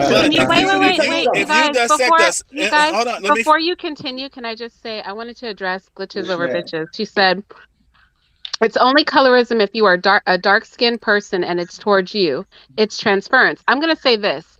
Actually, I think colorism can apply to any color. And I think that is why Rashida Strober uses the term darkism, because colorism can be discrimination against any color. And so when lighter skinned people or anybody is claiming it, I understand why she says it's not colorism, it's darkism, because it's discrimination against darkness. It's not discrimination against color in general. And so I guess I never actually understood that until really recently, and your comment just made me think of it again. Now I understand why she tries to make a delineation between colorism and darkism. Miss Irene, I'm like Rosie Harris. I don't like America. Miss Irene, I'm like Rosie Harris. Vladimir Putin said. Well, what I'm saying too is I think that the goal of any conversations that we have, it should not be to divide our numbers. It should not be pit us against each other. This is what they're trying to do. They want Black people to live down south. Wait, Pachi. Yes. This is your fault. How is it my fault? What? Are you serious? I'm asking a legitimate question. No. how is this a legitimate Well, that's not question? I've been quiet the majority Yo, of the listen, why I time. can't even I'm say saying this nothing, whole man? conversation is your fault. You Well, started no, this I last did night. hear him earlier. I feel the It did conversation has inspire me to call in. drifted You gotta to understand. other You things gotta that understand. What? I It's wasn't gonna be a Okay, discussing. lot so of how? Because bloodshed. they're It's talking Well, gonna no, be a about. lot of bloodshed. Wait, It's gonna be they're a lot of I'm talking blood. talking about. about what he was saying. Wait, Pachi, they're talking about if we are black. So how is it All right. drifted? I think what I don't I don't understand what think you y'all talking realize. about, I man. realize the Pandora's box of saying we should not consider ourselves black. Because when people nod their heads and agree with that, they're agreeing for many different reasons. What are your thoughts on like? Because you've been exposed to My many thoughts people are who this. also don't identify as Let me black. tell And you what are something. your My thoughts thoughts are on this. that? This is my thoughts. This is my thoughts. No, I meant Y'all Pachi. did a civil Wait, no, I rights. meant Pachi's Y'all thoughts. never went to war. Y'all never went to war with the white people. Y'all went to Wait, civil no, rights. wait. I'm curious You went about to civil Pachi's thoughts. rights. Pachi, what are your thoughts on like everything you're hearing and the many reasons people Y'all don't never consider went to war. themselves Y'all black? never went to war. Y'all had civil right movement. Y'all never went to war. You had a civil right movement. That don't mean shit. But Reem, you're Going to not war. Pachi. We I'm we understand. went Yeah, to that's war. Wait, can We you guys did. not hear me? not like us. Can I be Yeah, heard? yeah. Hold Yeah, on. I Let But just you guys, Pachi. none She of Yes, you we guys wants can are hear Pachi to you. Pachi. talk. She wants Not, Pachi to I'm talk. asking Pachi. everybody cut Yeah. me off. Everybody cut me off. So go Oh, ahead, I'm man. sorry, Reem. Pachi has not spoken for a Of while. course. Can you speak and then Why we not? can be quiet so that you can speak? I never finished my statement. So can I say what I want to finish Go real ahead, quick? Reem. Yes, for sure. All I'm saying is this, man. All I'm saying is this, man. Man, you know, honestly, man, we have to build allies. Okay, we got to build allies with the Chinese people. Those that are, they got the resources, they got nuclear bombs, they got a military. We got to build allies with these people, man. And honestly, you got China's a huge country, so yeah, you got racist people that are there. But you know what? A lot of Chinese got wide noses, man. A lot of Chinese, like China Mac. China Mac is a blood. He's from New York. He loved black people. He loved Puerto Ricans. You know what I'm saying? We got to build allies, man, because we got one common enemy.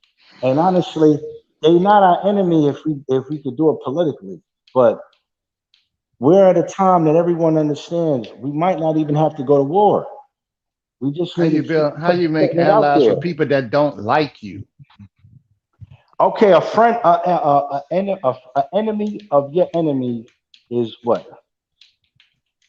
It's supposed to be your friend, but or your ally, but that's not how they seeing it, fella. You know, I can tell you that now. I Okay, mean, wait. I thought we agreed that Pachi was going to answer my question now. Go I'm ahead, done, okay, Pachi. baby. good, I'm done, Pachi. already. Yeah, Can Pachi. you repeat the question? My question was, I knew it was going to be a proverbial Pandora's box because lots of people will jump on board with the we're not black conversation, but for like many different reasons. You were coming from a philosophical place of the word has a negative connotation and somehow like relieving a person of the burden of carrying the negative tropes that come with the identification is liberating for people. But then when you throw that out into the ether, you see what flips back. So what are your thoughts on it at this point? Well, the overall thing I grabbed from the conversation that everyone else was having was I don't know how we got on the Native American. I don't know where that stuff came Because he from. was saying he's not black. He's an American Indian. Well, that's fine, but I'm saying, well, this is what I'm saying. The conversation is open for everybody, and maybe that was the issue. Then if you don't identify, like for me, like I said, I don't call myself that for multiple reasons, but I grew up around nothing but black people. So I know why they do things that are good or bad. And I know that I've helped. So I'm trying to help more. It's because I care. If you're not saying you're black, and I'm not saying he don't care about black people, but it's just like I don't know where the Native American thing, because if you're just trying to help black people, it wouldn't matter if you're Native American. Because I think that's the ultimate point of conversation, to help people. That's why I was having the conversation. So, I mean, I did I answer your question, or did I kind of go? Yeah, but I'm wondering, like, do you realize, and I mean, I guess this is why I pushed back against it so hard when you brought it up last night, and I thought it was worth a conversation today, is when we tell people, okay, open up the conversation about not being black. I said to you early in this conversation, before so many different people came on the panel. We've had so many people from the young lady onward who have come on the panel who also didn't identify as Black. But did you, I don't know if you picked up on it. A lot of it was, I'm not saying that young lady in particular, but I'm saying a lot of that energy vibed to me as a dislike of being Black and just wanting to identify as anything that was other than Black. And that's why I said, I think it is the mindsets of people more than anything. And it's weird to me for us to step forward and say we don't identify as Black, but then clearly we do, because when it comes to our community and our conversations, we're in Black spaces. So on some level, we do comprehend that we are the same, right? On some level, Well, no, I that's wouldn't being say that I'm. acknowledged, right? I wouldn't say I'm the same. Because just because I didn't ask to be born. I didn't ask to be born in the community I was born in or the country I was born in, and I wasn't asked to put a label upon me. But I grew up around great people. I grew up around bad people, and I care about both of them. So if I feel I can help with something, then I will. It doesn't mean that I, in general, agree with the ways that most of them behave, because I don't. Not the ones I grew up around particularly, but I But still you're not love them. casting off any other label. You're not casting off the American label. You're not casting off the label of a Well, man. I don't know if I'll they're tell you tall or why I'll short, tell but you are why you that is. casting off the tall or short label? Like, you're only casting off Black. I could see if you just were like, I'm not going to be labeled across the board. I'll I don't tell want to you be why. called anything. I just want to Um, be Pachi, but you're saying I don't want to be labeled as Black. I wasn't saying I don't. I said I don't label myself that. If you call me that, I'm not going to take offense. I'm going to respond. But what I'm saying is like, all right, for example, the American. Well, that goes to nationality, and that's solely based upon where you're born. Now, that's an agreed upon thing among people. Your nationality is where you're born, your nation. If you don't want to agree to that and you don't want to do it, then you don't have to. I know people born in America, never left America, that claim other nations and they never been there. I'm not, now that doesn't make sense to me, but I'm not going to argue with them. Yeah, but Right. True that. but effectually in life, they can't operate like they're from those nations, right? Of They're not course going to get a not. It's just passport from like that this. country. Nobody's going to view them as that. Like, they're going to still be categorized as what they are. And that's why I said, can you, and that brings me into the other aspect of what you were saying. You were like, I want to confine the conversation to our tropes and our ideologies about Blackness. And then remember earlier I asked, but I threw it out there in the air, but nobody's really responded to it yet.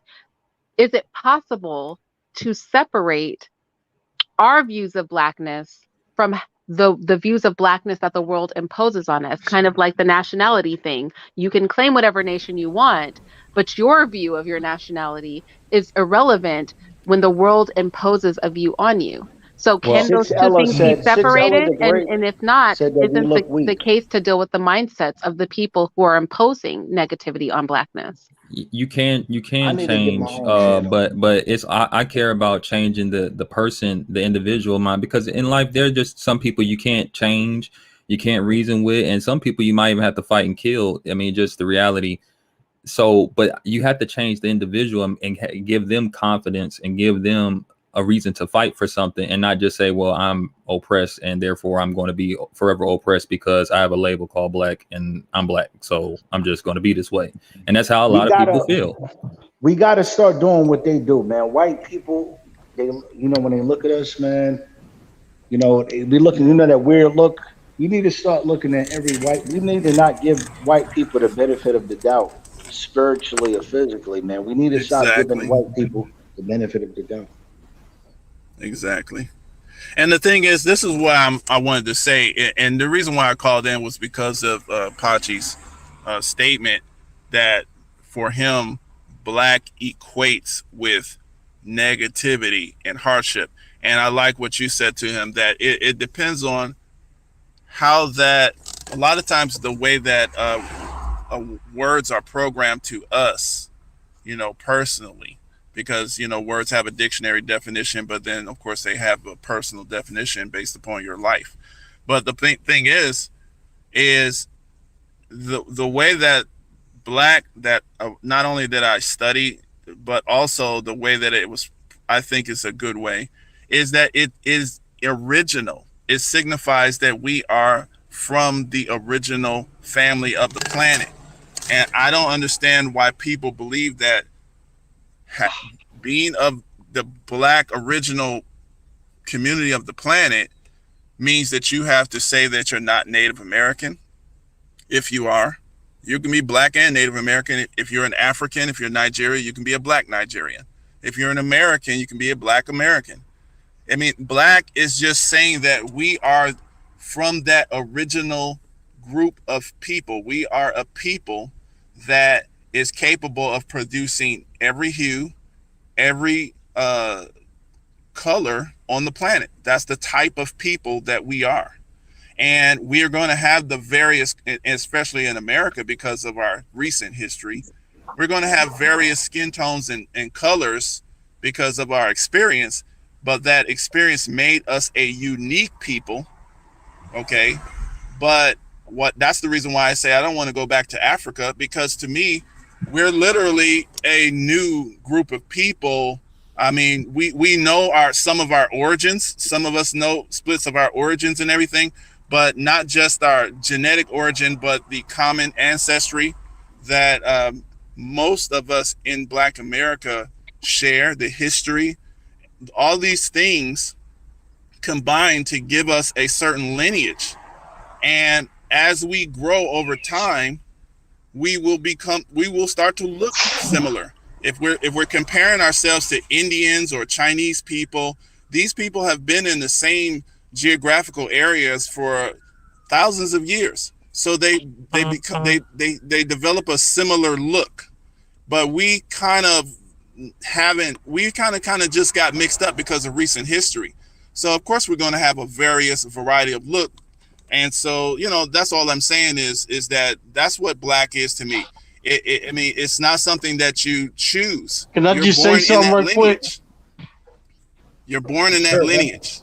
And it's just something that you have the right to claim. Now, if you want to say that you're not black, I mean, you can say that. But internally, you definitely have a genetic and a lineage right to just identify yourself as a black person. You're not Rachel Dolezal. You're not China Mac. You're just going to say I'm black. You see what I'm saying? Because they have a completely different history, a completely different lineage. And you know that's why? What black is. And you know why? Because they something? even thought you, they used to say either you're Indian, you're black, and we never even thought about it like that because we were considered what Indian something Cherokee tribe, whatever. I don't like when we let the United States government and their laws define blackness, because African. I mean, if you look at every indigenous group of black people on this planet has a black concept. I mean, even the Native Americans, the Aztecs, they have a god, I forgot what it's called, Tezcatlipoca or whatever it's called. But this is a black god. So these, and it's fucked up because they did a number. They did a fucking number, man. That's why we gotta stick together, man. We gotta stick together, man. No matter what, man. We gotta. They did a number, man. They listen. The fentanyl that they trying to kill these white people with fentanyl and the spiritual warfare. Yeah, that worked. Yeah, a lot of white people died because of spiritual warfare. Yeah, a lot of people died because of fentanyl. Yeah, a lot of people, a lot of white people has been watered down because of black people, fucking white women. I mean, having sex with white women. Yeah, but that's still not enough, man. They did a number, man. They did a big number, man. Big time, man. Rozzy, what were you gonna say? Yeah. How you doing, Irene? How you doing? Hey, Rozzy, aka Bismarcky. Yeah, man. Yeah. But I just wanted to come up and talk about this stuff a little bit because as I'm sitting back and listening to this conversation, it gets real funny because it's so crazy how people will say that we're Native American, and you have some black people say that we're Israelite, we're this, we're that. Everything except being African descent. Exactly. Everything except that. Exactly. People say we're Native American. If you're Native American, okay, cool. But to But say they that, are. He might be. He might but be though, man. hold up. I just came up. Y'all had like an hour to go. Y'all been talking for like 2 hours straight. Let me go. You know, the 45 million Negroes here in America, I think it's like 45 million, right? These Negroes here are African descent. They came here either through, you know, migration before slavery, or they came on, you know what I mean? Because black people came here before colonization, okay? But most of these Negroes are descendants from chattel slaves. Bro, you're not Most from of them. Houston. You're not from Louisiana. You're not from Houston. Those black people are mixed with Indians. Say that one more time. A lot of black people in Texas and Houston and Dallas, Oklahoma, a lot of them black people are mixed with Indian, man. If you're from the East Coast, it's different. But if you go out west, if you go to Louisiana, if you go to Oklahoma, Omaha, Nebraska, Texas, a lot of black people are mixed with Native Americans. But you, I don't know that a lot of black people are. I think a lot of black people want to be. I do think in the southern states we have some admixtures. We have the Creole people, things like that. But I mean they are the minority, and a lot of people are claiming that who don't have any mixed It ancestry depends on who you whatsoever. ask. I mean, who aren't above the normal 25% admixture. Let me put it that way. So I agree there are Irene, populations you ever out been to there. Omaha, Nebraska? You ever been to Houston? A lot of the black people, but look, can I just say this? if they're not dark as purple, if they're not dark like almost purple, then they're mixed. Okay, Can so I just say that this? goes into the all black people are mixed thing. Because if that's the case, I'm mixed. Do you follow what I'm saying? Like, that's why I said I don't think many black people are clocking above the 25% admixture that is common for black Americans. I think that's where the admixture Yeah, is the gonna percentiles cap got out all out. broken Yeah. up. Yeah, it's not like 50-50. It's not like, it might not even be 75-25. It might be 60-40. It might be 70%, 30%, you know, but it might be a lot of the I think time it's I think on 60-40. average they cap out at 25%. Like I Black think on American people average, who don't have like a grandmother or like a parent, or you know what I'm saying? That is no. I think on average is probably 40. Remember, because it could be a Indian and black home, and then another Indian. I think it's probably, remember, it's mixed. So it's probably about 30. It's probably about 40%. It's probably about 40%. no, not 40%. No, not 40. Not 40. I Yeah, mean, you can yeah. have a biracial person that has that Well, admixture. we're in 2020. We're in 2020 now. Yeah, It might be 40. It might I be know. 45. It might be 42% now. But yeah, it might be No, 42%. no. That's at that point you're talking a biracial, like literally a person who has a black parent and a non-black parent. Do you know what I'm saying? Does anyone notice that there is no concrete meaning to any of this? There is no Well, because definitive answer. Well, we that's know what that I was getting at earlier. there is a concrete answer, and I gave it earlier. When you say black, what you picture in your mind is what black is, and that's a person with dark skin. Well, That's a person with dark well, skin. That's on the It's individual not about level. That's how you admixture. picture it. It's not about admixture. It's not in my opinion, blackness is not about admixture. And I guess that we can give our closing stuff too. But in my opinion, blackness is not about admixture. It's not about culture. It's about dark skin. And I don't think, like I said, I don't believe in the concept of race. I'm not particularly attached to the word black, but I choose to use it because it very easily identifies a group of people. And Think there's about it work like that this. needs to be done for and among that group of people. So, Irene, think about it like this: the Bloods and the Crips. The Crips come from the Black Panther. The Bloods come from the mixed people. So Bloods, traditionally Crips and Bloods. The reason why Crips and Bloods is a big thing is because Bloods are actually more Native American, more mixed. But think about that. Just think about it like that: the Crips and the Bloods. Think about it like that. The one thing I know about I mean, I don't slavery, think man. mixed people and black people are beefing like that though. They're beefing like that in Cali. But Yes, they but are. I They're am beefing like that in interested in Chicago. everybody. I am Chicago, interested. Wait, I am interested in everybody kind of just giving their, because we've been up here 3 hours, y'all. We gotta kick rocks. But I am interested in Damn, I everybody's just like came final out. thoughts. the Although war, the Pocky, I war worry in about giving you a Chicago, final thought because we the see how war in this went. We'll Chicago. be Do you having a know whole new live the war, tomorrow. I'll go the last. war that's in I'll go last. Chicago? The war The in one thing, Chicago is between black Wait, people no, can versus we can we black can and we I was Indians. asking for people's like closing thoughts. All right, Reem, do you I'm want about to okay, say so, I'm done after this. I'm done after. Let me say this and I'm done. Yeah, The go ahead, Reem. the war in Chicago is Hmm. between people, ancestors that come from Alabama and Mississippi. Mississippi people are more mixed with Indian. Alabama people are just more straight up black. The war in Chicago is between blacks that are mixed with Indian and people that are black. The war in California is between black people that are mixed with Indian and people that are black. That's what the wars in California and Chicago are all about. Man. Huh. I don't know anything about those things. I can't say. But that's interesting. That's what your closing statement is it? Reem? Reem? Oh, I guess that really was. No, Okay. no, no, Thank no. I stepped away. I stepped away from the mic. Say that Oh, again. I'm like that. Is that the last thing you want to say, like your closing comment? Yeah, Okay. the last Okay. thing I want to say. No, no, no, no. The last thing I want to say is that the wars in Dallas, Texas, like how Mo 3. Remember, Mo 3 got killed in Dallas, and Trap Boy Freddy, he a black dude, but he mixed with Indian. The wars in Dallas, the wars in Houston, the wars in Chicago, the wars in California. All them wars are between black and Indians versus black people. Interesting.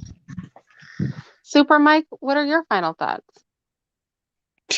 yo, man, I tell you, Okay. yo, Super. You want to go? I mean, I will let Raji No, go go. ahead, He Super seems Mike. like he It's was. cool. Okay, I'll finish off then. This is what I wanted to say here is I do agree with Poch, was it Pochware? You Pochware. just call me Pachi. But Pachi. Okay, thank you. Sorry about that.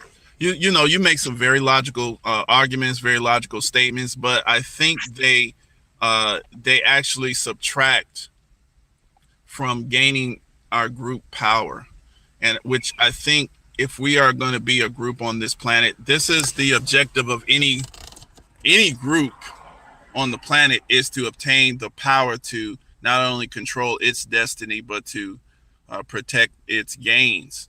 And I think that it cannot be done in one generation, and if the next generations throw away a unity builder, because you have to have numbers, you know, so black, you know, whether we like that term or not, because Moore was out before Moors and black, you know, the Moors had their chance to try to give us their identity, but black took. So the global family accepts black, you know, and I think there's some very good reasons for that, and we went over some of those reasons, but my reason ties into just universal laws, because it is the original community of the planet, and that has nothing to do with pain and suffering. It's just because this is you know, something that we can claim as a group all over the planet. And so I think that the black identity is, I am attached to it. I'm not attached to the English language of black. I don't agree with the English definition of black, because it is coming from an enemy language. So the etymology in English would be negative, because we were fighting them for, you know, millennia. But like I said, if you can look in many different indigenous cultures, they have a black concept, and most of it's positive. So this is the reason why I like black, and I think that it took all over the world. If it's negative to you, if it's a negative terminology to you, I would just I would just ask, maybe you consider, you know, trying to look at the perspective of the people and the positives that it could be, because like I think Irene said earlier, facts are facts, and but we can have whatever perception we want of the facts. And I think if we choose to have a positive in a building perspective, we have a good foundation in this black identity to build something, you know, that is a little stronger than what we had when we came in. So that's pretty much my final thoughts. Thanks so much, Super Mike. Javier, are you really there, or is this the phantom you? Oh, you're really there. Okay. Nah, you're good. Yeah, I was just listening. No, I mean, I think everybody should do whatever works for them. You know, everybody obviously definitely has a different idea of how life should go, or if they want to be considered black, or what black is to them. You know, that's really all. You know, if you want to go with that, you know, do what works for you. You know, what works for It's you may deeper not than the work for the color, next yes, person. sir. Okay, and let me just say this, man. You know, before I go, man, one thing I'll say, man, you know, me, I really don't care if you call yourself black, Moor, Israelite, whatever. As long as you know who your people is, and as long as you ready to network and build with this so-called black woman, and as long as you love your people, that's really all that matters. The one thing I know about slavery has really psychologically damaged the original people of the planet Earth. Like, it really did its bad, man. Like, it stripped, you know, we got our names and language stripped away from us, you know, and that really psychologically messed us up. And we, you know, to this day, we don't even know who we are and where we come from. Okay, we need to just accept that the Negroes here in the United States of America are African descent. Okay, you could look at your phenotype, look at your hair, look at who you are. The evidence is written written in your face. You got Africa written all over you. You're African descent. You're not no damn Native American. And if you are Native American, you're mixed with it. But you're mostly African descent. Period. There's no denying that. Okay, so, you know, we need to just accept who we are. Once we accept who we are, we will love ourselves, and then the chips will fall where they may. And then we'll be able to unite and really, you know, black men will really become the world leaders of this planet and really do something really great. But, you know, it don't really matter what you call yourself. If you don't want to call yourself black, so be it. As long as you know who your people is, okay, that's all that matters. If you know who your people is, that's all that matters. Everybody everybody don't like to be called black. That's okay. Me, I don't mind it. I don't mind people calling me African American. Some people don't like African American. Some people just rather be called black. Some people rather just be called Moors. That's all right. As long as we can work together, as long as we know that we don't be on board with each other. We're on the same team, baby. That's it. That's all I got to say. Thank you so much, Rozzy. I appreciate that. That was very down the middle and fair. Pachi, Yes. this is literally all your fault. Like, I didn't know about letting other people in, but I'm glad it happened because, again, this, you know, what we heard was a bunch of people that identified as black. I believe I was hearing people that said they weren't black, and then they said they were, and then they weren't. I don't know what was going on after a while, but the point is, you had all these people Pachi. who claim to be this one thing.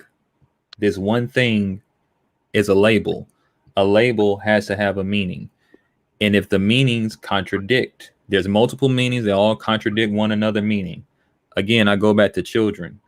because it starts with children.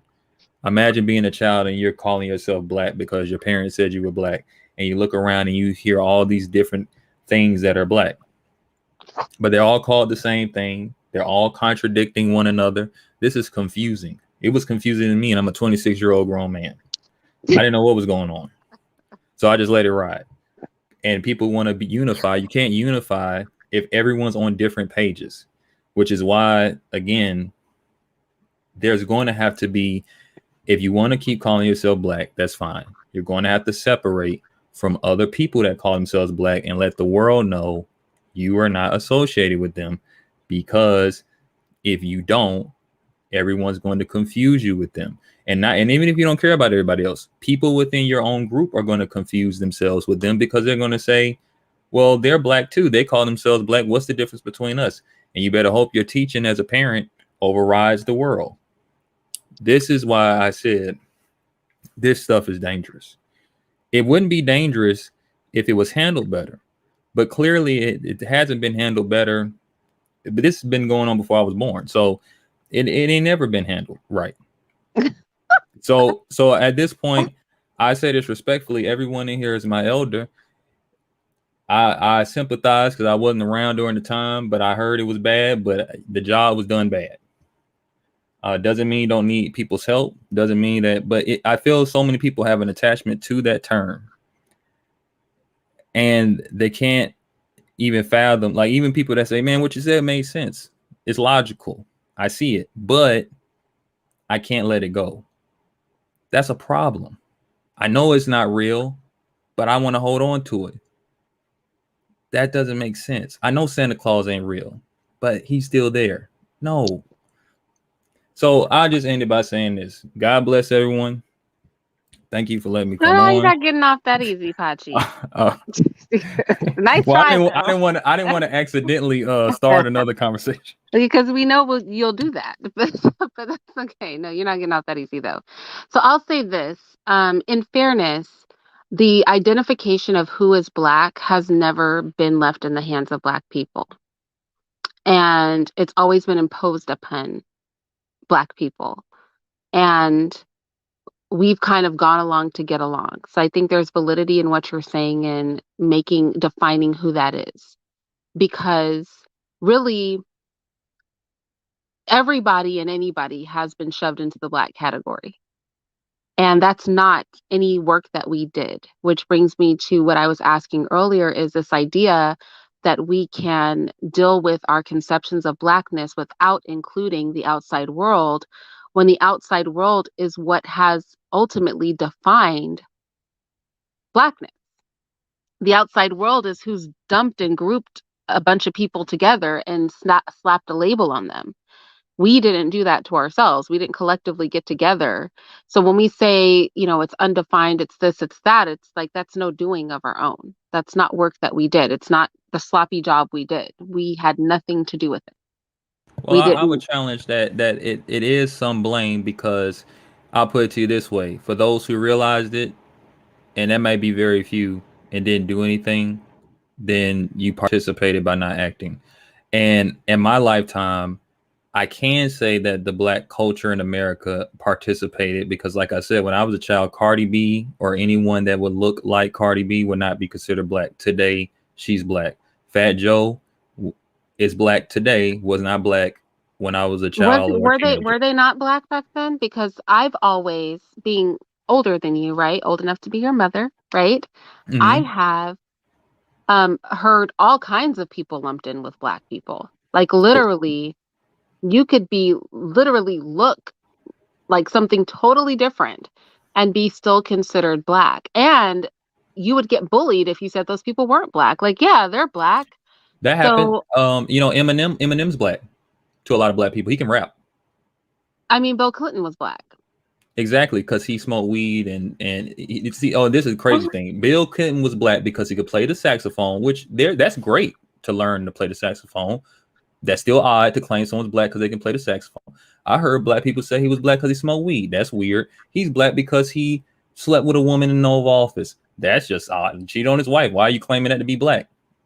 See, when you hear all this stuff and you're a little kid or whatever you are, That's weird. But we That's know some of that confusing. is tongue in cheek. Nobody actually thought Bill Clinton was black. They were giving him an honorary black card, which is insulting to us Who as else does people. that? Who everyone else that plays the race game or the color game? Who else does that? Nobody does that. But the thing is, all people are not the same, right? All people are not the same. But I think while we don't have a term like black card, definitely there are black people who have been made honorary whites by the white community. They become the pet black person of that community. So we have seen all groups of people pet somebody that's outside of their group. Now, maybe we, being very flavorful people that we are, slapped a title on it and called it an honorary black card because that's the kind of stuff that, our people will do. We'll make something creative and interesting, and they don't do that. But that's not to say that we've never actually seen that occur before. We've not seen a pet be made out of somebody that is not a part of the community. I Would you agree that say Mhm. would you say that other communities in general still put a boundary on those pets? Yes. But this is what I'll also say. I'll say that there is confusion even among whites. What is white? Right? There are some people there. I'll never forget this. There's a lady, she's from the Caucasus Mountains, the European side of the Caucasus Mountains. And she literally was white people were saying she's not white. And she's like from the Caucasus Mountains, who were considered, she was Georgian. Apparently the pinnacle of white beauty according to their own standard, and there are white people saying she wasn't really white. There are people who are white that say the Kardashians are not white, right? There are sects of people, I mean, for a while the Spanish weren't considered white. So I think this idea that the term is ill-defined just amongst black people is very self-critical, Oh yeah. when the reality is that the term, I mean, there's some dispute in Asian communities about the validity of the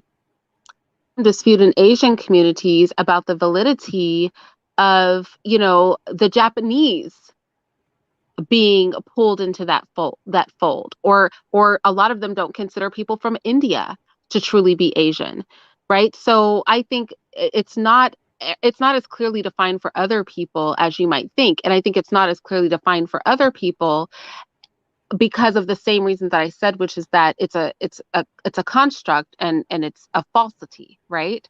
But it's not a falsity of our making. And then I also want you to consider this, Pachi. Consider that different people cling to or release their constructs for different reasons. White cling to the white construct and they're protective over it because it gives them status and value. And black people, to juxtapose it, often are trying to discard that label because it devalues them. I don't know if you think any of those statements are fair. I would say that that's probably true. I don't, like I said, for me, it was never a devaluing. It was just like I explained, the confusion of a term cannot mean everything and anything and nothing at all, because then it doesn't mean anything. It can't be everything.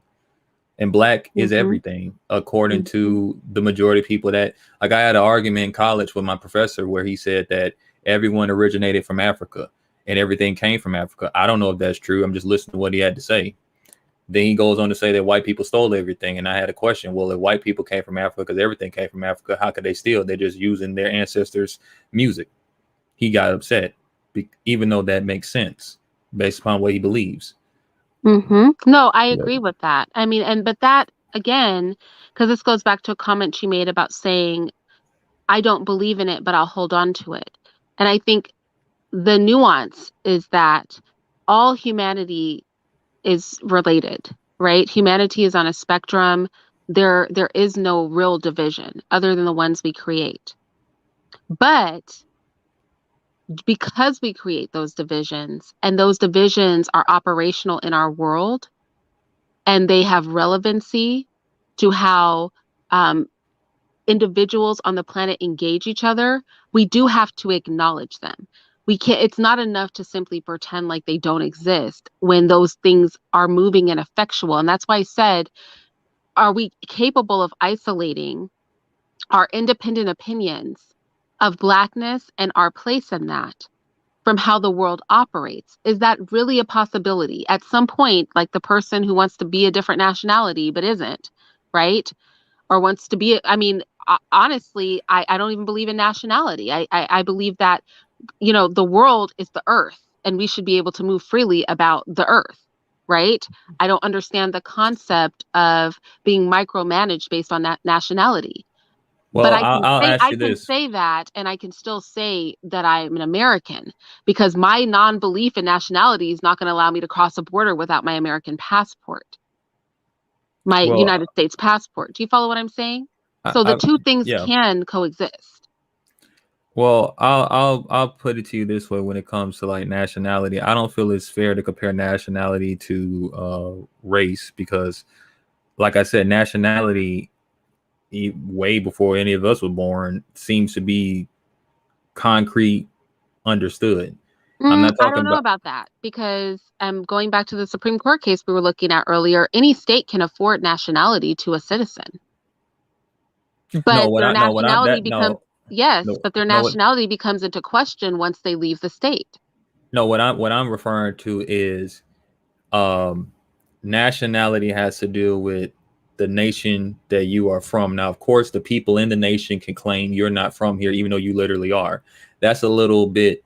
That No, is a what part I of. mean is it's not concrete because you have, for example, states like California who can confer citizenship on illegal aliens, for example. That is within their rights to do. And they're able to vote, sit on school boards, run for office, get health care, get driver's licenses, and it's legal until they leave the state of California, at which But point that they're going to get deported. but they're not from they're not from the nation. That's not the same thing. That just means they have temporary citizenship. But then this goes to, and this is why we had a civil war. Like I said, these things aren't as cut and dry as we make them. The United States is a union of several states that operate as countries. The federal government is over interstate commerce. The nationality of you being a Californian, and I'm sorry, well, we can call it a nationality or the statehood, but the states operate as nations. Being a California or a Texan is a separate thing from the ideology, and that's why some people will claim like you shouldn't claim to be an American citizen. You should always claim to be a citizen of your state. These are actually two different things, so it's not as cut and dry. And I guess that's what I'm saying. I mean, but that isn't that. I guess the reason I'm going here is that the nature of constructing social status and commentaries is that it is a construction. And so, therefore, it is always fluid and not concrete. That's the nature of the creation of something, right? Is that it can morph, it can change, it ends up not being concrete. Heck, we see that happening with gender. Do we not? I know the history behind the gender thing. That's gender is not fluid, as people say. It's not scientifically fluid. Gender stems from language. People use the language to manipulate science, to push drugs on children and sterilizing people. That's a Go little back to the different. manipulation of language. Well, there's actually a whole every these doctors, I think one of them name was John Money. He's pretty much like considered the the head guy that was behind the whole trans thing back in, I think it was the 50s or something. But basically what he did was, because he had this idea that if you took a little boy and just raised him as a girl, he'd be a girl. So to basically trick people or to push propaganda was, he noticed in language is gendered. So if you can argue that gender and sex are the same, but gender, they're the same technically because they are. But he was saying, well, you could choose your gender. You can't, because gender and sex is the same. He manipulated it over time with other people who push, different scientific studies that were not scientific, to say that gender is a fluid construct that you can just change and be whatever you want, and you can't.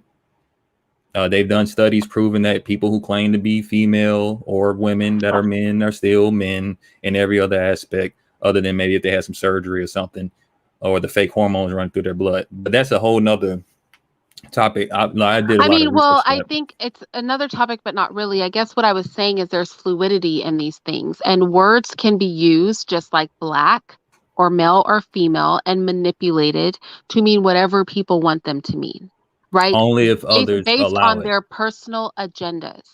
Based That's on their right, but personal agendas. if people don't allow that to happen, like, all right, for example, like I said, going back to just strictly American black. If American black people, let's just, I'm not trying to put a good or bad on it, but let's just say the law-abiding working class people said we're going to separate from the people not doing that are also black, and we're going to call ourselves something different. But the other people are saying, no, you're black like us, and there's an issue because now when things are trying to get done politically or whatever, that people outside that don't know what's going on in this culture is confused.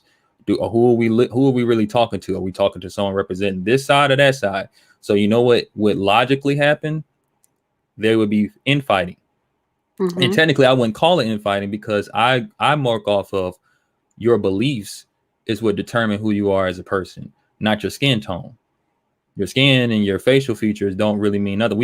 Everyone has family members that look just like your relative, but your relative is on some old other stuff and you ain't on that. You don't relate other than by blood. So you're not going to mingle. There would be infighting or there would be a fight.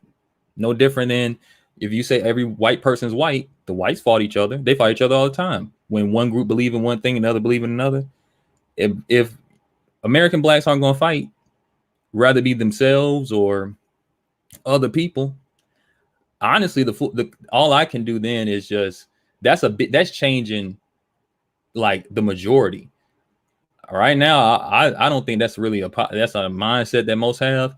I'm trying to just find the ones I can't help that's looking for help and showing them another way.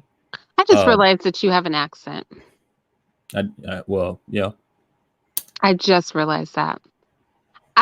So I think I know someplace that we can end this on where we can definitely agree that at the very least, if you're going to embrace the concept of blackness, right, or embrace identifying yourself as black, that there should actually be a definition to that. It can't be anything or everything, or it has no meaning. So there's no purpose in claiming something that's meaningless. Yeah, it's like art. Yeah. We can agree on that? Yes. For sure. I think that's an excellent place to stop. And I think that that is an excellent thing for all of you to consider. It can't be anything and everything. You can't go hard for something that has no definition. And right now, I have to agree with Pachi that it's not well defined. So with that said, thank you so much, Pachi. Can I answer one question that was asked to me? Uh-huh. Someone asked, am I for the black community? I am for everyone. I move more off of my belief in God and God, anyone that represents God people, or even if you don't, and I feel I can help you, then I go with that. But I'm definitely for the black community in general, because I was raised in it. I was raised by people, good people. I was raised by people who I call them knuckleheads, that, they're good people, but they do things they shouldn't be doing for the right reasons a lot of times. So I do